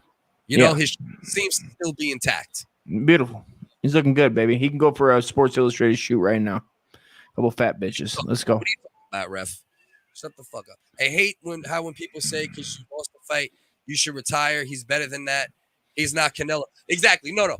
That's kind of where I'm at too. Like I think what when I say J. King, I think the option for retirement comes into play if this fight ends the way it's looking like it's gonna end, and then he goes down to 160 and looks very human, right? And gets beat up by Chris Eubank or Charlo or, you know, one of the other fighters down at 160. Then you start thinking about it, right? Because you don't want to just start going on one of them slides where you lose 2, 3, 4, you damage your legacy. This fight, he's still a champ at 160. He's still got a belt at 160. That's the thing about this. He's still a champ at 160, so you don't lose a lot from losing this fight, but he loses the like Canelo is the better fighter on paper at least, regardless, because now this is 3 times, you know, 2 losses and a draw. All right, round 11, Canelo and Triple G meet in the middle of the ring, give each other a pound. Beautiful to see. You know, there's been some bad blood between the guys. Come on, boys. Come on. Let's go. Let's go, Triple G. Triple G letting his hands go, jabs, little left hooks, fast left hooks coming after. Canelo, that's Canelo if he goes trans. Chanelo West Coast. Nay, but Canelo. All right. So Triple G came out a little more active, landed a decent little combination. Canelo came back with a couple shots, showing that he's not just gonna let Triple G open his hands up and do nothing. You know, but Triple G once again let his hands go a little bit, then stop throwing. 2:07 left, round 11. Legacy on the line. Hopefully, Triple G still got more in the tank.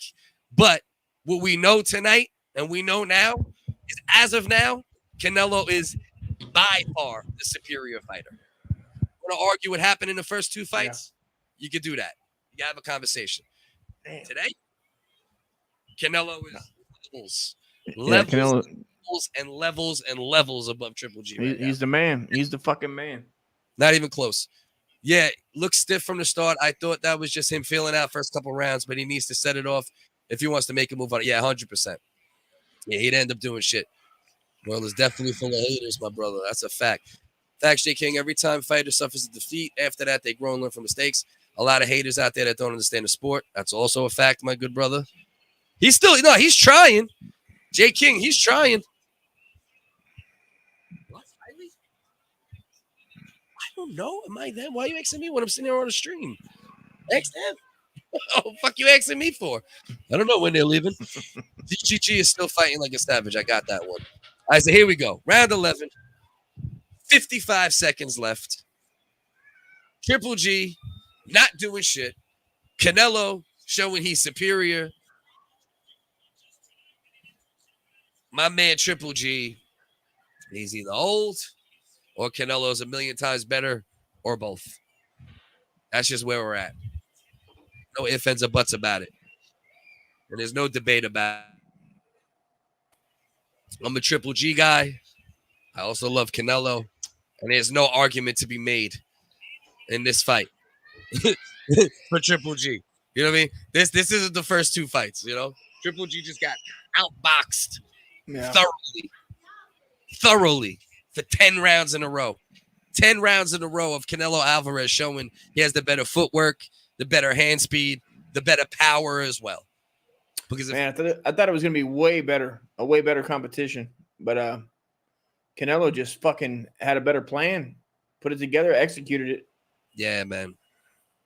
This is not a good look for my brother Triple G. Yo, there's a reason why GG is fighting in this main event. He's knows, of course, Triple G is the man, but Canelo is superior. Canelo is Canelo. That's it, dude. That's it. That's it. There's really there's no debate about who's the better fighter. You know, not now. There's a not debate. Today. Who the better fighter was, 3 years ago, even after the first fight. To be made. There was arguments to be made after the second fight, and unfortunately, it took a long time Is that motherfucker rocking a flat top like Vanilla Ice in the background? My man got. Where the fuck do they find these cocksuckers at? Too, right? Like when Old you see school shit, like Kid and Play. Right. I haven't seen a fucking shout out that like that. That motherfucker needs a shout out. Yeah, he was looking slick with that shit. 62, sitting strong with a flat top. You know what I mean? So here we go. 12th round.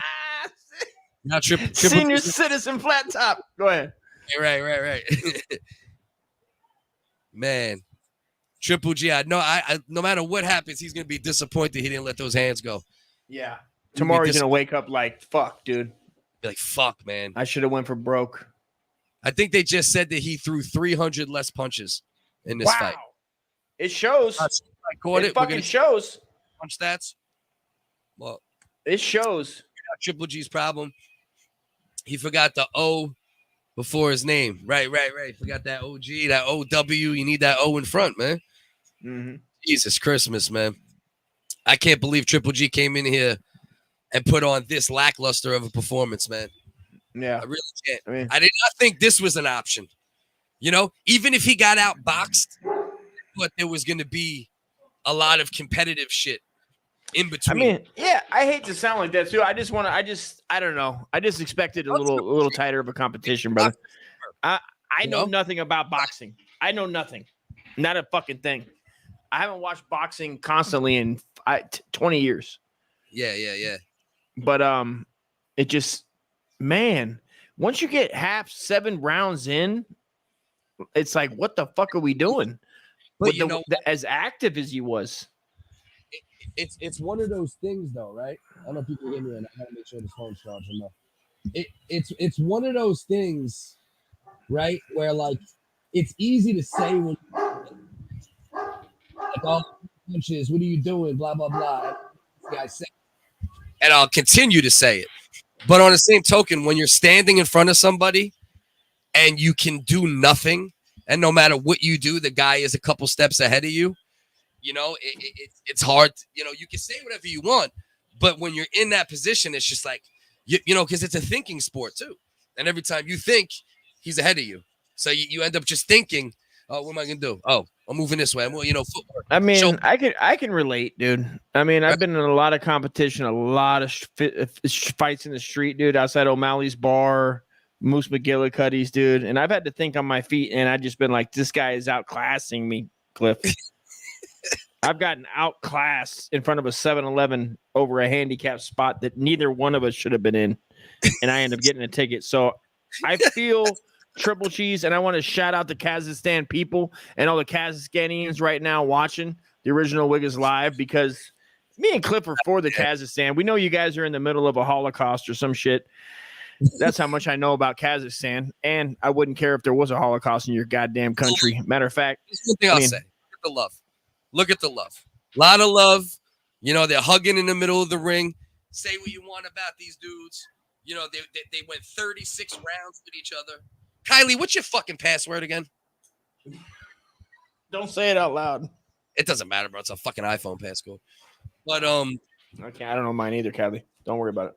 A lot of love between the men, at least.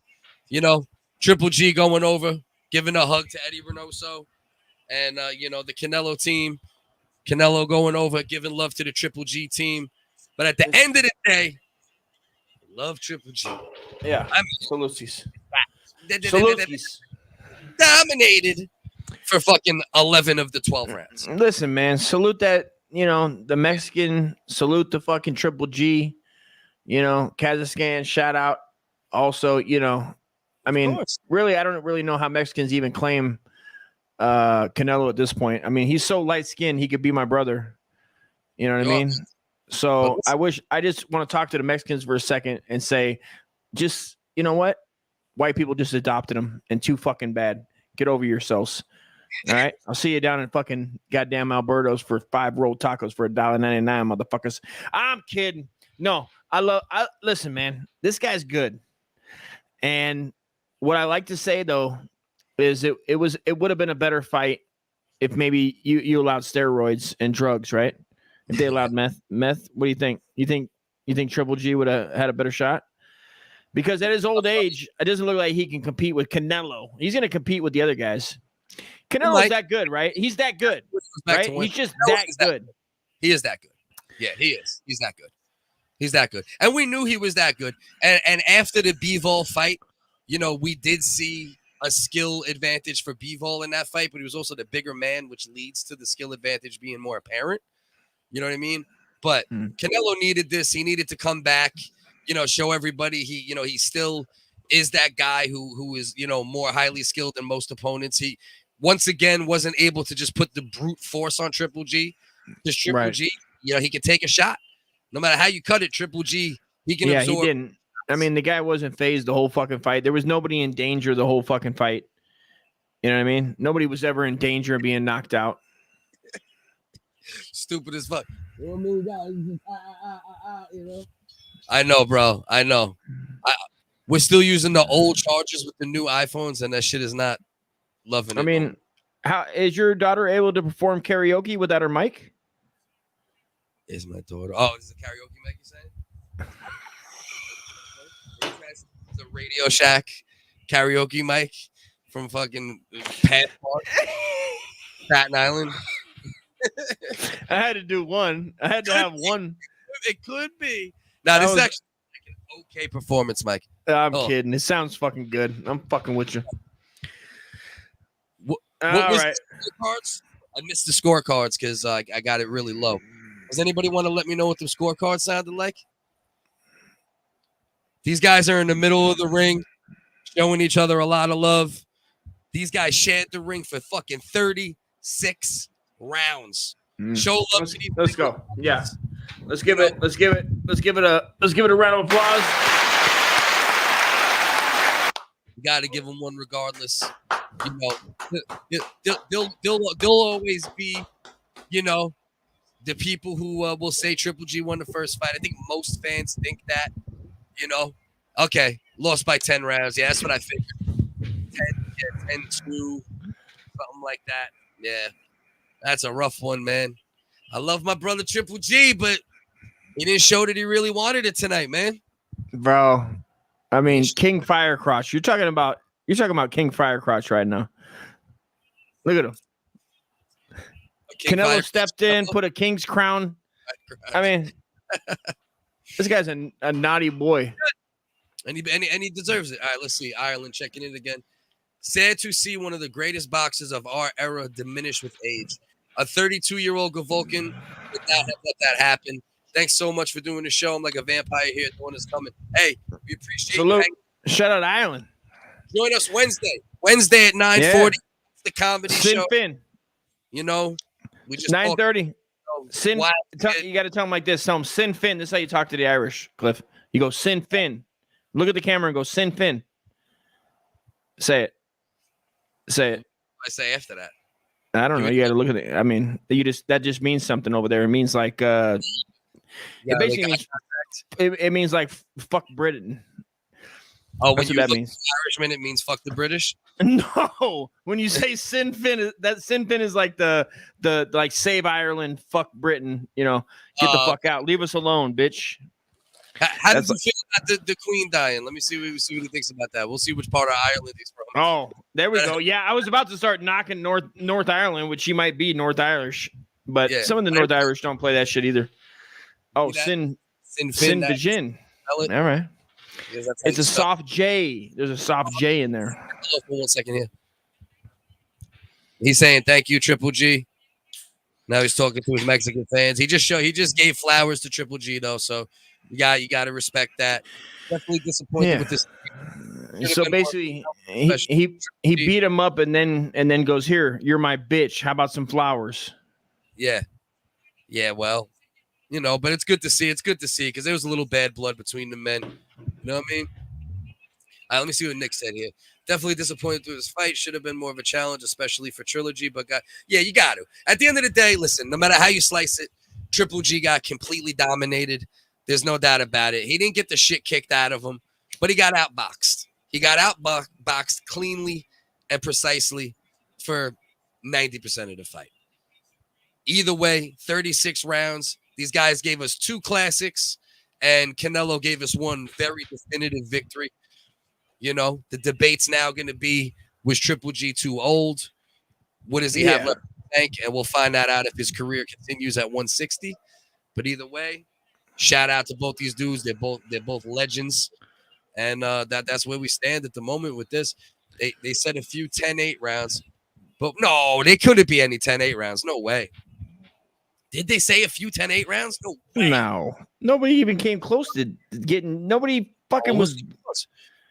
What was the final scores? We got to find out that. If anybody knows the exact final scores, let me know, because then I'll know if there was any 10-8 rounds. No fucking way. I don't think so either. But no fucking way. Canelo's fucking, got the judges behind it. It means more than that. Oh, Sinfin means more than that. We got to get some education on that. I'll find out about it. I guess it means a whole lot. You know what I mean? It means ourselves alone. Queen is not missed here. Okay, that's right. So that's why I didn't celebrate that. I mean, you know what I mean? That's why when the Queen dies, you're like, I don't even know that bitch. As far as I know, she was shitting all over Ireland. So fuck that. I'm with you. It means ourselves alone, and the Queen is not missed here. Yeah, that's what I figured too. That shit's ridiculous, man. We still playing dress up and fucking goddamn fucking King of Thrones fucking bullshit. Yeah. And I mean, come on, bro. Where are we? Where are we that we're still even? We got these fucking people fucking playing trumpets. Bitch, I mean, it's a goddamn. They got a monarchy going over there. There's a monarchy. A monarchy. There's a goddamn shalarky monarchy going over there. A monarchy. Yeah. That's really what we're shaking, bro. That's where we're at.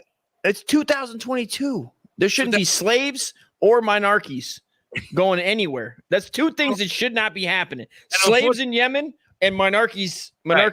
I'm saying that word dead wrong, but anywhere. Monarchies. Monarchy. There you go. Yeah, you're literally saying it like malarkey, but that's literally the exact fucking. Nailed it. Fucking nailed it. Monarchy? No, monarchy. That's how you were saying it. Monarchy. I know. Malarkey. You would say malarkey. You're fucking old and white enough to say malarkey, I think. A bunch of malarkey. God damn it. But this fight was malarkey. God damn it. Triple G. Let me hear Triple G. Hang up. Turn it up. Let's see what he says. Let's see. You can't hear it really, right? Let's see. Strategy.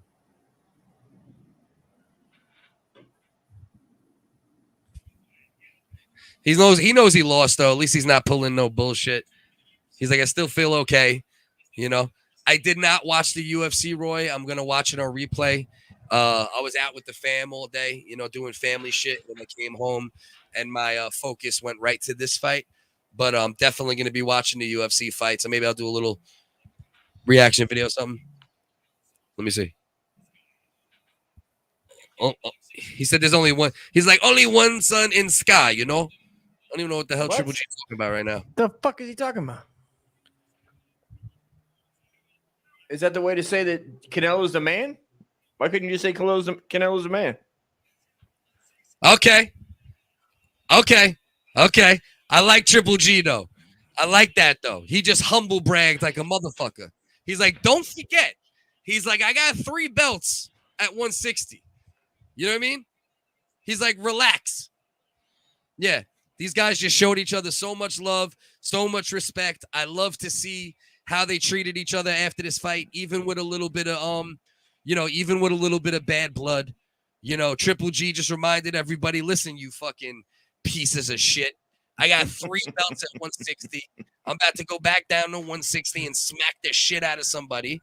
It's just Canelo's better than me now. That's it. Canelo beat me. He's the better fighter right now, and I'm about to go back to 160 and fucking put my Kazakh balls in somebody's mouth. All right. So let's not take too much away, brother. You know what I mean? That's not cry over spilt fucking. You know what I mean? Spilt guineas around this bitch. 100% cuz not a hater on Triple G, but I think it might. Nah. So that's what I'm saying, bro. Triple G was talking to you, Nick. He was talking to you. As a matter of fact, he's gonna come to your house and come in your fucking mouth. That's what Triple G's gonna do, and you're gonna deserve it, Nick. You fucking piece of shit. You spilt game. Yeah, Nick fucked up. About Nick, I don't know what the fuck you're talking about, dude. Don't make Canelo show up at your house.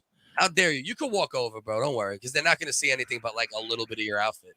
Yeah, you could go underneath the wire. Fam is leaving. Hold on, Dust. Hold it down. Don't say anything too retarded. I'll be back in 1 second. All right, this is the section of the show where we start selling strippers. Okay, we're gonna have strippers, meth, drugs. That's basically what the show's about. It's not even about. This is a cover. We don't even like boxing. Like Cliff hates commentating boxing. I can't tell you how many hours I've had to listen to Cliff complain about the cover that he has to do as a boxing commentator so that we can push about, roughly, $700 worth of food stamps. We sell food stamps. This is a cover for food stamp sales.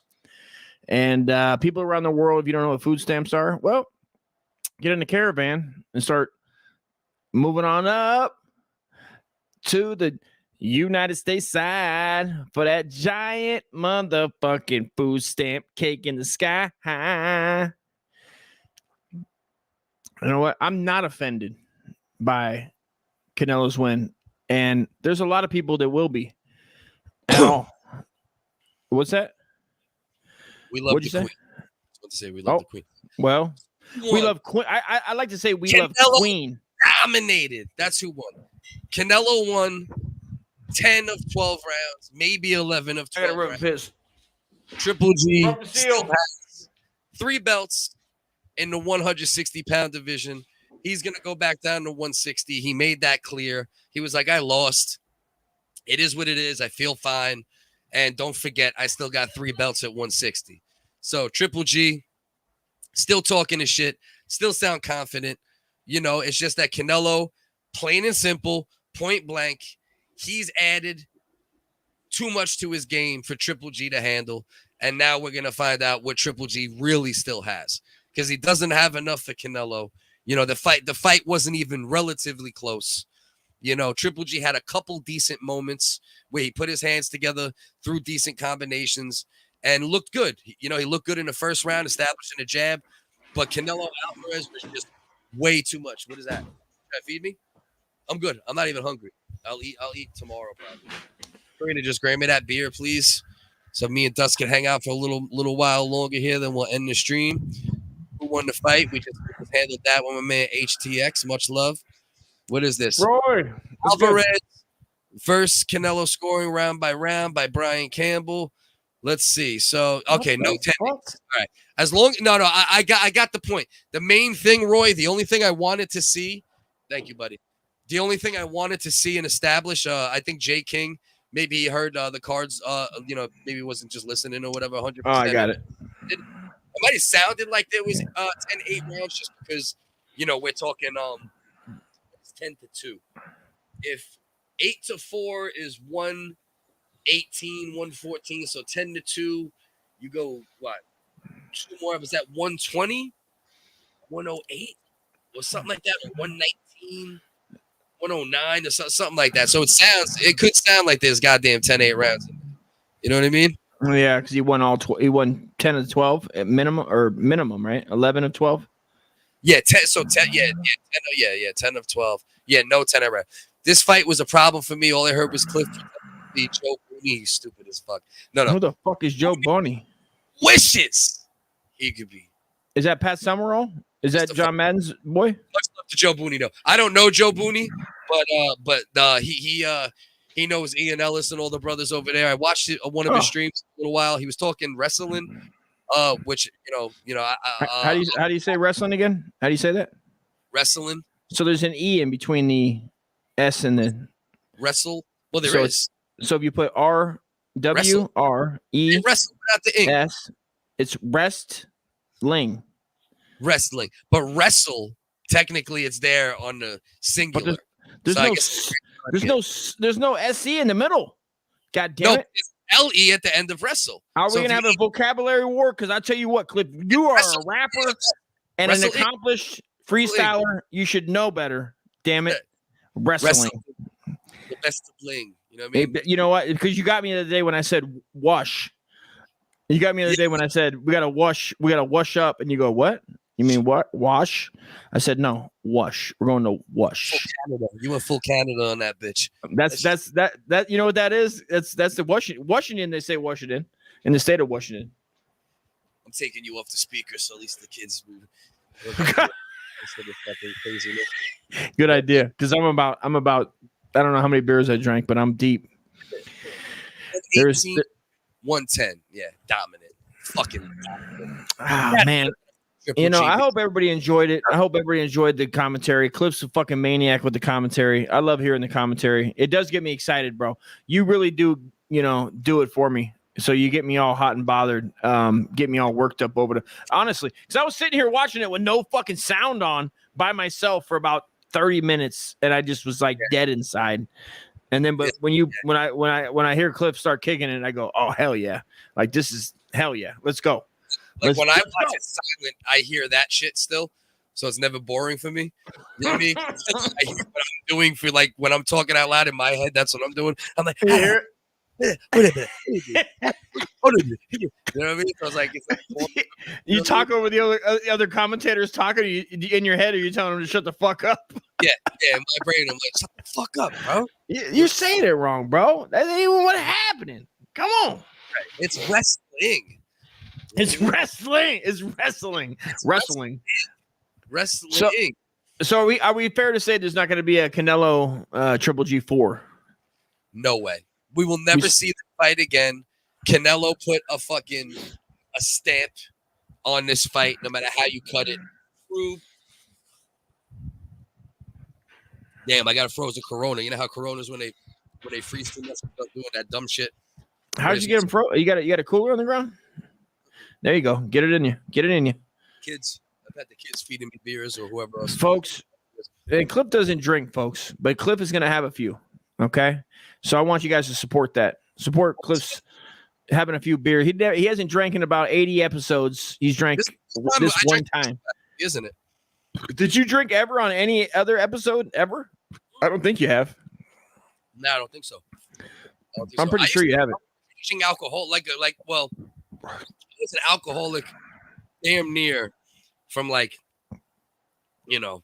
16, 17 to 30. And I was like an alcoholic, real deal alcoholic for 20, 25 to 30 almost. So that's why I don't drink anymore, because that shit almost got me at one day. You know what I mean? Okay, you'll just start.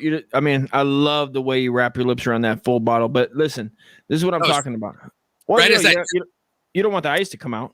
I tied a fucking cherry as I drank that shit. What about it while I did it? I'm like, bro, what the fuck, bro? I was like, I just wrapped my tongue around that fucking bottle. Anytime, I'm just for anybody watching this, if any man out there dares to do that tongue shit where they want to show me their four, like the way you can do your tongue, four things. Listen, I might have touched Robbie's dick when I was 7, but you're fucking gay. Knock it off. Knock it off. Yeah. I just did that. That shit was suspect as fuck. As I was doing it, I'm like, what the fuck?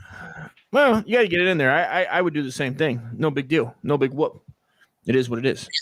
Oh, Martin. Again, I was on the phone when the fight was on. Okay. All right, thanks, Roy. Thanks for the update on where you're watching the show. Always good looking, Roy. Comment where you're watching the show from right now. Yeah, everybody comment where they're watching the show from. Maybe what are you sitting with your legs crossed? Are you laying down? What's your blood pressure? Wi-Fi password. We need your Wi-Fi password. Wiggers want to know what your blood pressure is. Is there any aliens in your area? Any alien sightings? Logan, give me more, buddy. There's a lot. 40 ounce in. Thieves 40 ounces in, dude. 40 I appreciate that. Facebook user BS. He says. Who this is yet? Don't know who this is yet. We don't know. Nobody knows. Come through. I'll see it on Facebook after though. We'll Big see. Nick. Salute. With the 4 beers. Glad to hear that, Cliff. I support that. Got to ease back off the drinking. Yeah. Now I can just drink here and there, or I could even I could have a night where I pound out fucking 20, and it's not bro. The next fucking. I've drank it. I've drank it so much in my life that my son and my wife they don't even notice when I don't drink for like a week or two, but every day they still call me. They go, "You're drunk." They say that to me. I guess I act because I act the same. I think I say the same shit. I don't have a thing. You're gonna have to put your face up there closer to get your shit clear. Yeah, there you go. There you go. Yeah, they still think I'm like drinking repetitively when like I'm the cleanest I've been off the beer and shit. I can go weeks. You know what I mean? And then there's times where I drink it. You know, if I'm enjoying myself, it's fine. You know. My man Roy. Oh, I was on my PC. Now I'm on my phone. Well, thanks, Roy. We really appreciate it. No tongue thing. Yeah, the tongue thing was rough. It is rough. I did it. I was like, whoa. I'm like, all right. I'm either gonna make people grossed out, or I'm gonna make men happy that I don't want to make happy. And either way, did this something. Well, like that. Yo, killed it. That was a great time tonight. I'm gonna pass out, J King. Hey, J King, salute. Appreciate when you check in. Maybe next time you take your picture, you know what I mean? Maybe pop your top so we can see, you know, a lot of black guys got fucking killer abs, dude. So we want to see those. No homo. No homo. No. Plenty of alien sightings. I'm telling you, right? I'm an American. Oh, of course. Yeah. I think I got what he's saying. He's saying he's on the border. He lives in Texas. That's what he's saying. A lot of aliens down there, Cliff. American. Does it mean I'm Indian? Right. No, he's saying that. Come on. He's saying that basically, you know, he's glad that Texas is sending them to New York and, you know, sending them where their proper homes are. Their proper. Yeah. That's what he's saying. Yeah. He's saying get those aliens some homes is what he's saying. It's like this shit when they say it's white. But whoa! Get the immigrants on out of here. That's what IN means. Is it? Is that what that means? When you say this, it's like I thought this was like this isn't okay. I thought this is. They turned the OK symbol and the look at the whole game. Remember the game back in the day? Yeah. Put it anywhere. Yeah. The neck. And you get you do that. You do this or a punch to the nuts. It was like a nut slap. Yeah, nut slap or a slap on the neck. Yeah, but now it's.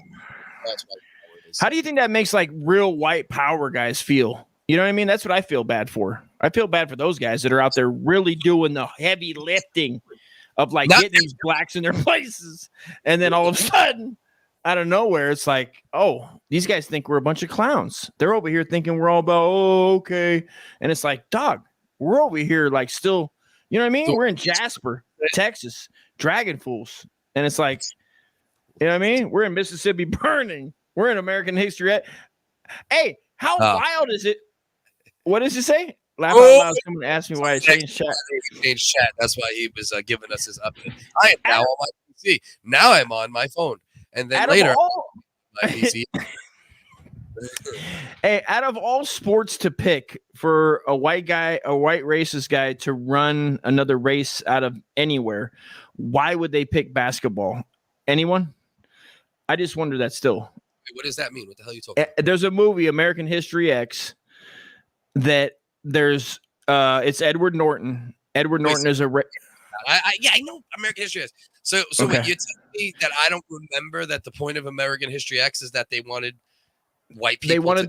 They wanted the blacks out of their neighborhood in Venice, and they figured, fuck it, we're gonna play basketball, and then say whoever loses has to leave. Loser fucking. That was part of it, wasn't it? That was in there.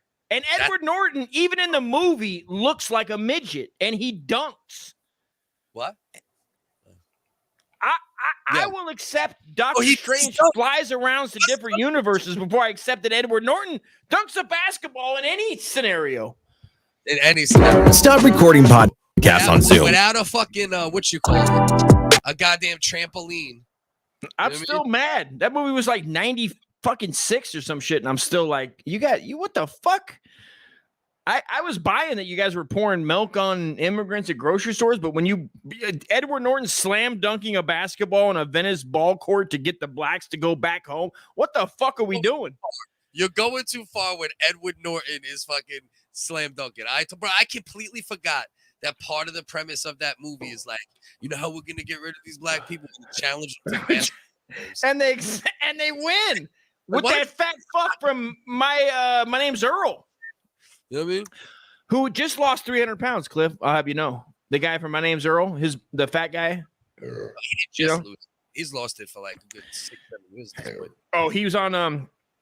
They just made a little YouTube documentary that was like 20 minutes. You know, he was a hardcore drug addict. I didn't know that. Yeah. I didn't know that. I didn't know that. I felt him. I felt his pain. Yeah. He made me feel bad when he was talking about like the drugs and everything. Didn't make me feel bad when he was talking about sleeping at night and he had to sleep sitting up because he was too fat and it was hurting his heart. Bro, he was huge. I mean, and that character he portrayed in American History X was fucking wild. That big fat fuck. I wish I lived in Texas. These aliens taking over everywhere. Jesus. I'm telling you. That's what I'm trying to say. Vineyard, Proud to be said Martha's Vineyard. That's right. Martha's Vineyard. They're pumping him into Martha's Vineyard, which is hilarious. It's like you're watching these politicians are straight comedians with our money. Who do you think paid for that? Like we did.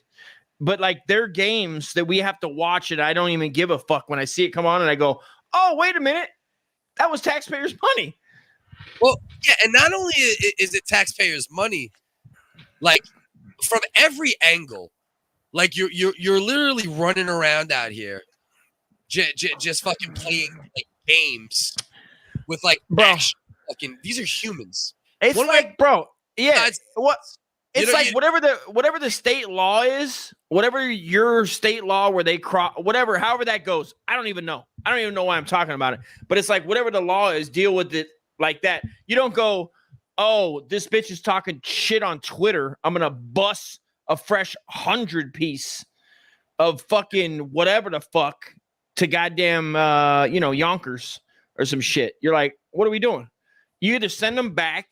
Whatever the law is, bro. Whatever the law of the land is. Yeah.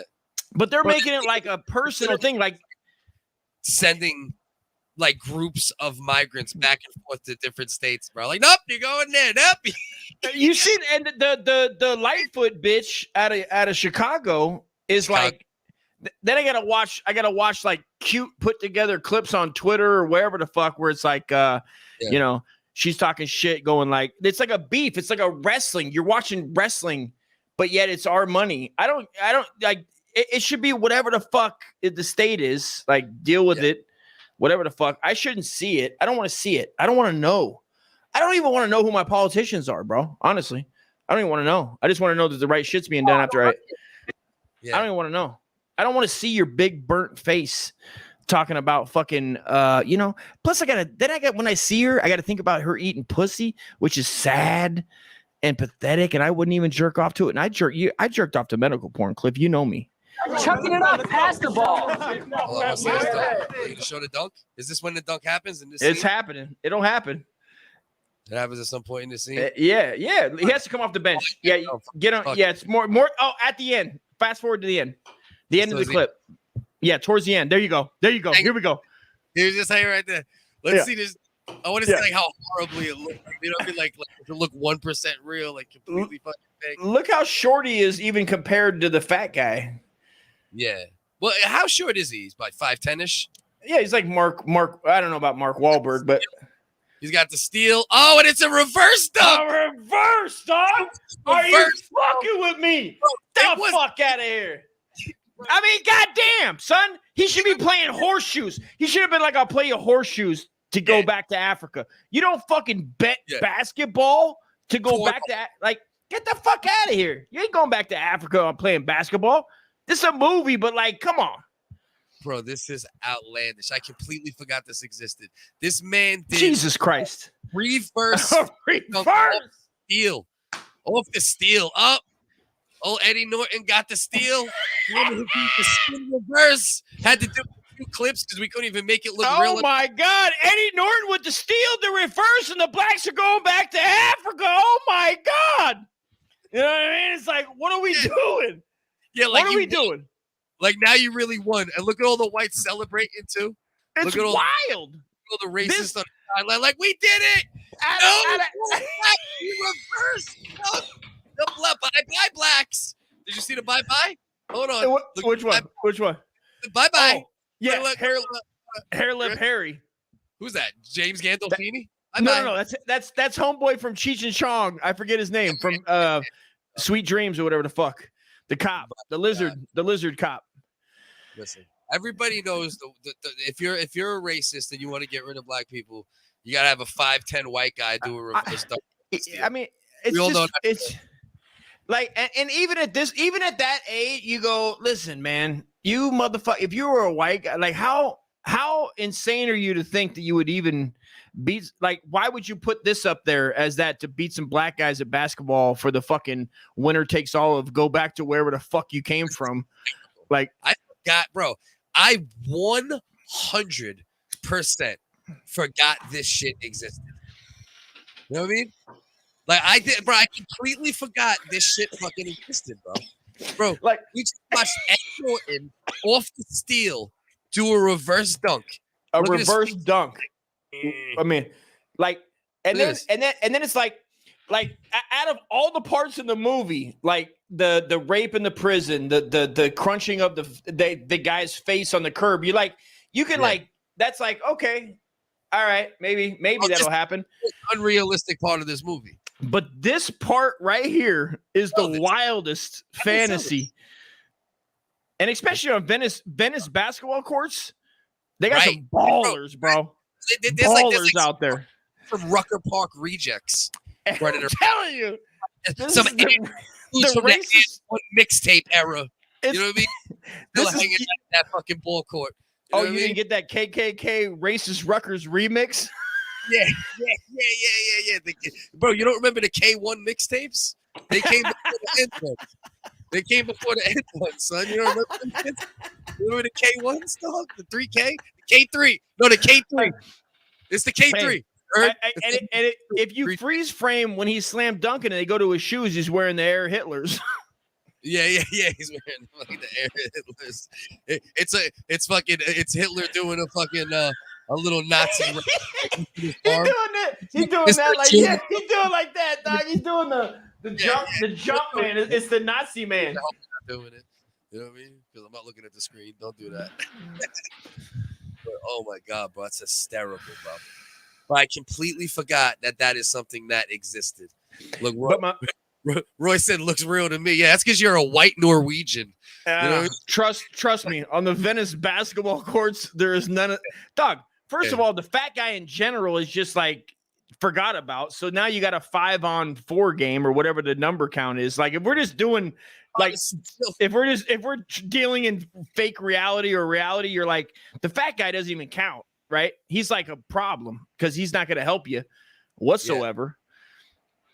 Yeah. He ain't helping shit. I believe I forgot this existed, bro. I really want to thank you for like fucking reminding me that's something what I'm here for. This fucking ridiculous fucking exists, bro. Wild, bro. Circle, bro. Because I thought of this the other day and I did a thing on Twitter, but it doesn't get, if you don't know, if nobody watches the podcast and I just pop up on a random Twitter feed that nobody knows me. Yeah. I was saying that I was saying that I was doing this. I go, yeah, we're gonna have a basketball game today, and these blacks in my neighborhood, like I did like that was real. Yeah, you did like a satire of. Like, I did a satire, right? And I was saying, I'm sick of, I'm gonna have a basketball court, and loser has to. People in my neighborhood. I was saying like loser, if the blacks lose, they got to go back to Africa. If I lose, I got to go back to fucking Deutschland. And I put that up there, and I was like, if somebody just watches that and doesn't know me at all and has no reference, they're like, Jesus Christ, never seen the book. Yeah, I didn't even put American History X. Like you would have to. I don't even know what you'd have to know. You'd have to know me. You'd have to know me to get it. I forgot this existed. This is wild, bro. This is wild, bro. They cheat black people in basketball, remove them from the neighborhood. I mean, this is just too much, bro. I mean, in reality, like, what game would you would rather challenge them to cornhole or like fucking? You know what I mean? Darts, you know what I mean? Bowling. Black dudes one by one. You know what I mean? Get rid of one, like some KKK dart master. Just gets rid of one black guy at a time. One at a time, dude. Bringing them down. maybe playing pool, swim laps would be realer. Yeah, you know, swim. How about just swim? Just swim. Just a diving contest. Did you see this shit, bro? What? It had me crying, bro. Did you see the Royal Guard shit? Mm-mm. At the Queen's fucking at the Queen's joint. You didn't What see is this fucking ridiculousness? Ready? Jesus Christ, dude. Ready? Wait, why is there no volume? I hear it. Ready? Boosh! Whoa! My man just eats. And they cut the feed. They did, and they removed it from Twitter at one point. But then, of course, the internet's savage. Wow, God, they got OG. an old man out there, like making him fucking stand at attention. Right, this dude's as old as Joe Biden. Bro, standing at attention sucks, dude. They used to have us stand at attention for hours at a time, and the key is not to lock your legs ever, like your knees. You want to lock your knees because you're standing there for like an hour, like straight as shit. But right on his bill. That shit happens, man. I've seen motherfuckers fall out like that. I mean, if it wasn't, if he wasn't like, playing fucking Game of Thrones for the fucking, literally one of the worst humans to possibly ever have lived. And look at this fucko that runs over with this fucking tailor-made tuxedo dress, like over here on the left of the screen. Watch right here. He runs over this. Yeah. This motherfucker just got done playing fucking piano, and then he runs over to make sure this guy's okay. Look at him. Look at this fucking his piano flaps. And I mean, and why are they still dressed like fucking jokers? Like the ones in the red. They look like fucking a playing card. The like jack. They look like a jack. Right. I mean, bro, they still wear fucking goddamn fucking costume wigs and lawyers. I mean, these motherfuckers like different rules. These motherfuckers are like fucking some fucking goddamn transsexual. It's amazing to me that anybody in America would give two shits that that bitch died. Like, just on principle that it's just weird. Yeah, right. It's a person died and you go, okay, well, damn, rest in peace. But like, the fuck are we really doing? I mean, bro, I think about it too, bro. I mean, I don't give a fuck what you want to say. No matter how you cut it, you know what I mean? No matter how you cut it, the history of the royal family, irregardless, even if you remove the fucking slavery aspect out of it, which obviously can. But even if you remove that, all the foul shit. I mean, for Christ's sake, you don't think Princess Diana was fucking assassinated by these people? Oh, yeah, it could have been. Who knows? I mean, I would bet that more than I'm running from the paparazzi, or maybe she was just. I mean, these people are off their fucking leashes with drugs, alcohol. They got endless amounts of money, dude. Like, we can't even fathom what it's like to wake up as royalty. I mean, it's fucking royalty. Like we read about them in our history books of like the cutting off the heads, all the weird, the constant tyranny, and they're still doing weird shit.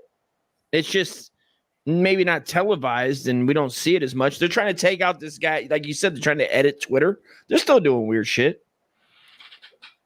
Yeah, I mean, of course, bro. It's fucking the royal, bro. Like even me and Reed just talked about it a little. Remember when Harry and Meghan had the baby or whatever, and like it was leaked that they said something about like, oh, but like what color is it going to be? What is it going to look like? And people were like, oh, that's crazy. Like, you really don't think they were saying that shit with all these milky motherfuckers, and all of a sudden the first melanated motherfucker come out, and it's like, and it's like so many the people that are saying that too, the queen and the royal family look at like peasants. And then and for them to even think in their head, but that's what they do. Like, the whole logic and the thinking behind that is to like make people feel some kind of superiority. It's weird. It's a weird thing where like I don't look at like Biden's kids or like any of those politicians like they're, if anything, I look at like they're lesser than me. because Yeah. I know they are. I know they're truly, because they have no word. No word. That's the only thing that matters in the world is your fucking word. And you said, they got none of that. to your point, it's like you get people who worship these people that look at the people worshiping them like fucking roaches. You know? Yeah. Yeah, you're fucking worshiping these fucking people. 100%. That bitch, Mhm. bro, cameras all over the area except in that tunnel. You know what I mean? That Mhm. shit was definitely orchestrated. What about this one? You see this? Did you see this woodshop teacher? You didn't see this gem yet, bro? Wait a minute. What is this? She pregnant? This The is fuck a is going? woodshop teacher, supposedly. Haven't fully verified. But you see what we got going on here. All right. I mean, listen, good. I guess if you could teach the kids how to cut the wood, that's a good thing, right? Regardless. Yeah, go with a saw. That's dope. They see what we got here. Look at this. Look at this absurdity, bro. What the fuck are those? Are those her tits? Yeah, it's like a trans fucking woman. Oh, it's a dude. Yeah, with like the most ridiculous fucking fake fucking fun bags, just fucking Holy plastic shit. body. And what's he wearing? Bike shorts? He's wearing fucking goddamn SWAT team specials. he's wearing NYC bike cop shorts. Yeah, the Schwinn spandex. Fucking over here, the Lance Armstrong fucking collection. What the fuck, dude? What the fuck are we doing? If you want to be a trans and you do what you got to do out here, right? Well, why are you choosing the titties and like the bitch that smashes the beer cans? Like like some starter kit titties. She looks like that. What's that bitch's name that pops her tits out and jumps over on like World Series games? Yeah, remember that bitch? Yes. That's that bitch. That's this bitch. She said this bitch would be flinging her dong, whipping her thighs while she's running. Right. Now, here's the only thing I think about this, right? Like I wonder, like, because these kids, like, I think they're like high schoolers, right? Okay. So, like, I would like. Do you think, like, if you're talking about high schoolers, is it like it's still completely ridiculous? It should not be in schools and all that good shit. You know what I mean? If it really comes down to it, his ass ain't bad. Oh shit. J King wants to. J King's ready for that. J King likes a cock tuck. And you know what? I'm gonna take J King's side because I mean, if you're a young boy, you're sitting there like 15, and you're like, your mom's telling you to make some kind of wood. You're like, I gotta make one of those the signs that hang above the door that you carve out wood that has a name and you put like I heart mom and you bring it home to your mom. But also, you'd like your teacher to give you an A, and then also she gives you her A, and then also there's about 6 inches poked to the back while she's bent over. Cliff, I guess it's the titties argument, right? But yeah, but at the end of the day, I don't know. I think as you get older, right? Like at least it isn't like I guess at least it isn't fucking elementary school like we see some shit going down. It's too much. It's too much, bro. Obviously, this shit shouldn't be. But what are you gonna do? You can't now. You can't. What do they call it? It's bigotry. Is that included now? I guess they got that argument going where it's like, it makes you a big or a sexist. What is it? A hate? I don't even know what you call it. That's not a racist. That's a what do you call it? Ontario. What is it? It's in Ontario. Ontario high school teachers. Oh shit! They got no chance over there. Oh no! The opposite. You're right. Yeah, over there they ain't even. They're like fucking. They'll be on her side. Jesus, dude. Look at this shit, bro. Come on, bro. What the fuck? Completely fucking. I gotta go. Why? I mean, this person is definitely fucking ill. Yeah, like you feel like a woman is one thing, but like if that's really how you feel and whatever, keep it out of schools until all that good shit. But like this is not just feeling like a woman. There's like some next level mental health. Well, and then to think that a woman, like that's any woman, like what is that? I mean, you're trying to look like a sex object at this point, right? To have titties that big, to go that far. You're really trying. You're not like I feel like a woman inside because you would have just maybe done the whatever, do what you got to do to. But like, Oh man, I feel bad for the kid. I feel bad for the kids. I mean, at the end of the day, these kids are fucking, seeing this. You know what I mean? And at the end of the day, that shit ain't cool. No, it's not cool, bro. It's not cool. And I can't even. You know what, dude? I don't know what happened in that person's life to make them be so, fucking retarded. But The Halton District School Board provides education. So it's where this is Ontario. They're saying Jesus, bro. But yeah, that's this is the way. Yeah, they're real. Yup, those are all natural, all fucking natural, all natural. You can't tell. You can't tell. Anybody that does that obviously just wants to be in porn, or just be the trolling. I want to find out they're trolling. That's what I want to find out. Like, I'm hoping in like a week or two. It's a Halloween costume. He's saying it's not real. Okay, J King is saying it's not real. It's a political statement. That's what I'm hoping, right? I'm hoping it's like, gotta be. It's gotta be, right? It's gotta be. Libs of TikTok is holding it out. So if I was calling it out, I mean, if Libs of TikTok is calling it out, so that means that's good satire and they're winning with it, right? Mm-hmm. He won at the end of the day because you're convincing people it's fucking, in those situations you want people to believe that it's real and then come out and go, nah, that's political shit. Let's see.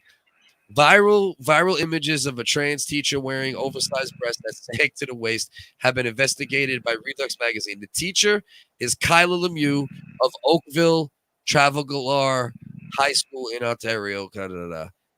The school stands by its teacher. So as announced, not looking like a the nipples are way too big, bro. Like, what the fuck? It's cartoonish. Completely cartoonish. Completely cartoonish. Look at this shit. What kind of shit is that, bro? And regardless, you could argue keeping the trans stuff out of schools, and maybe like when they get older, high school, maybe you accept people who aren't ridiculous about it. You know what I mean? But no matter what, in any way, shape, or form, if this is real, this shit like, you gotta call this out, no matter what. I mean, for sure. I mean, it's convinced it's damn. J King is convinced it's fake. A viral, everything here points to it's not fake. That's what it looks like. I mean, from everything we're seeing here. Yeah, so far, they're acting like this shit is real. I mean, because somebody would have already found this person and tagged them in it. I mean, they're tagging a high school. Is that what they're tagging there? Halton DSB is a high school. Somebody would have already found that teacher, and I'm sure that every teacher has a fucking Twitter these days. That's making me subscribe. It's doing that bullshit. Yeah, I don't know, J King. We got to look into this more. Maybe by Wednesday on the Wig Dogs. By then, maybe we'll figure out whether or not this is real. As of now, it's looking real, which is fucking that's pathetic and sad. And I hope I just want Trans Dogs to keep it. That hey man, listen, it's fine, do you, but also don't do that shit. There's like same thing, dude. I'm not gonna wear my balls. I'm not gonna get my balls supersized and then go teach a fucking PE class or whatever at high school. It's like female teacher. I don't even want a bad female teacher to walk into school with something that's skin tight with nipples poking. Any of that shit. Like, these are still children with hormones and everything else, and that shit's out of hand, bro. That shit's out of bounds. That one we just saw with the teacher we did on the WHiggaz of the teacher that at the prom, right? Where we were, it was twerking.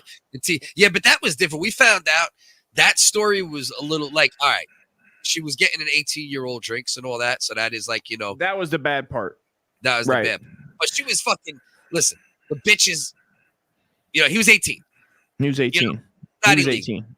Yeah. Twerking on an 18-year-old is not illegal. It's inappropriate as a teacher, but the kid was 18. The boy was 18. You know, Yeah, so that's the whole thing, right? Should high school kids be subjected if that is real? Let's just say it is right now. Should high school kids have to fucking, you're forced to be in a class. You can't leave the class. You can't go, I gotta leave because what the fuck, principal? You got this fucking weirdo in here. I feel a certain way. Even if it was, either way, even if it was a chick with just, if that was a real woman with big tits like that, where she had them filled up like that, you'd still feel, if you feel uncomfortable, you shouldn't have to be in there. Bro, I don't want real titties shoved in my kid's face. I definitely don't want prosthetic fucking trans titties shoved in my kid's face or anything of the sort. We got to look into it. We got to figure out if it's real. I'm gonna have to do some digging. I'll do some digging. I'll check. Listen, I'll check my normal sites, Pornhub, xnxx.com. I'll check my normal sites. You do the other. I'll do everything else. Yeah, hey, you check. Research over there. I'll check the main research. You know what I mean? Just gonna be looking up trans titties. Like, that's not it. Yeah, that's not it. All right, you know what? Let's wrap it up. All right, brother. Love you, man. Great show. Thank you, everybody, for stopping by. Appreciate everybody. Wednesdays at 9:40. Saturdays, fight companions, especially when it's bigger fights, reaction videos, so on and so forth. Follow us on other platforms. It's always different content. And Ian Regis will be coming back with reaction videos and such soon. We're going to start recording on Fridays again soon. Please support me and Uncle Dust wherever you can. If you enjoy it, let us know. If you have constructive criticism, let us know. We're always open-minded. We love everybody. We appreciate everybody. And just as a reminder, before we go. Don't be a cunt. Don't be a cunt. Hey, don't be a cunt.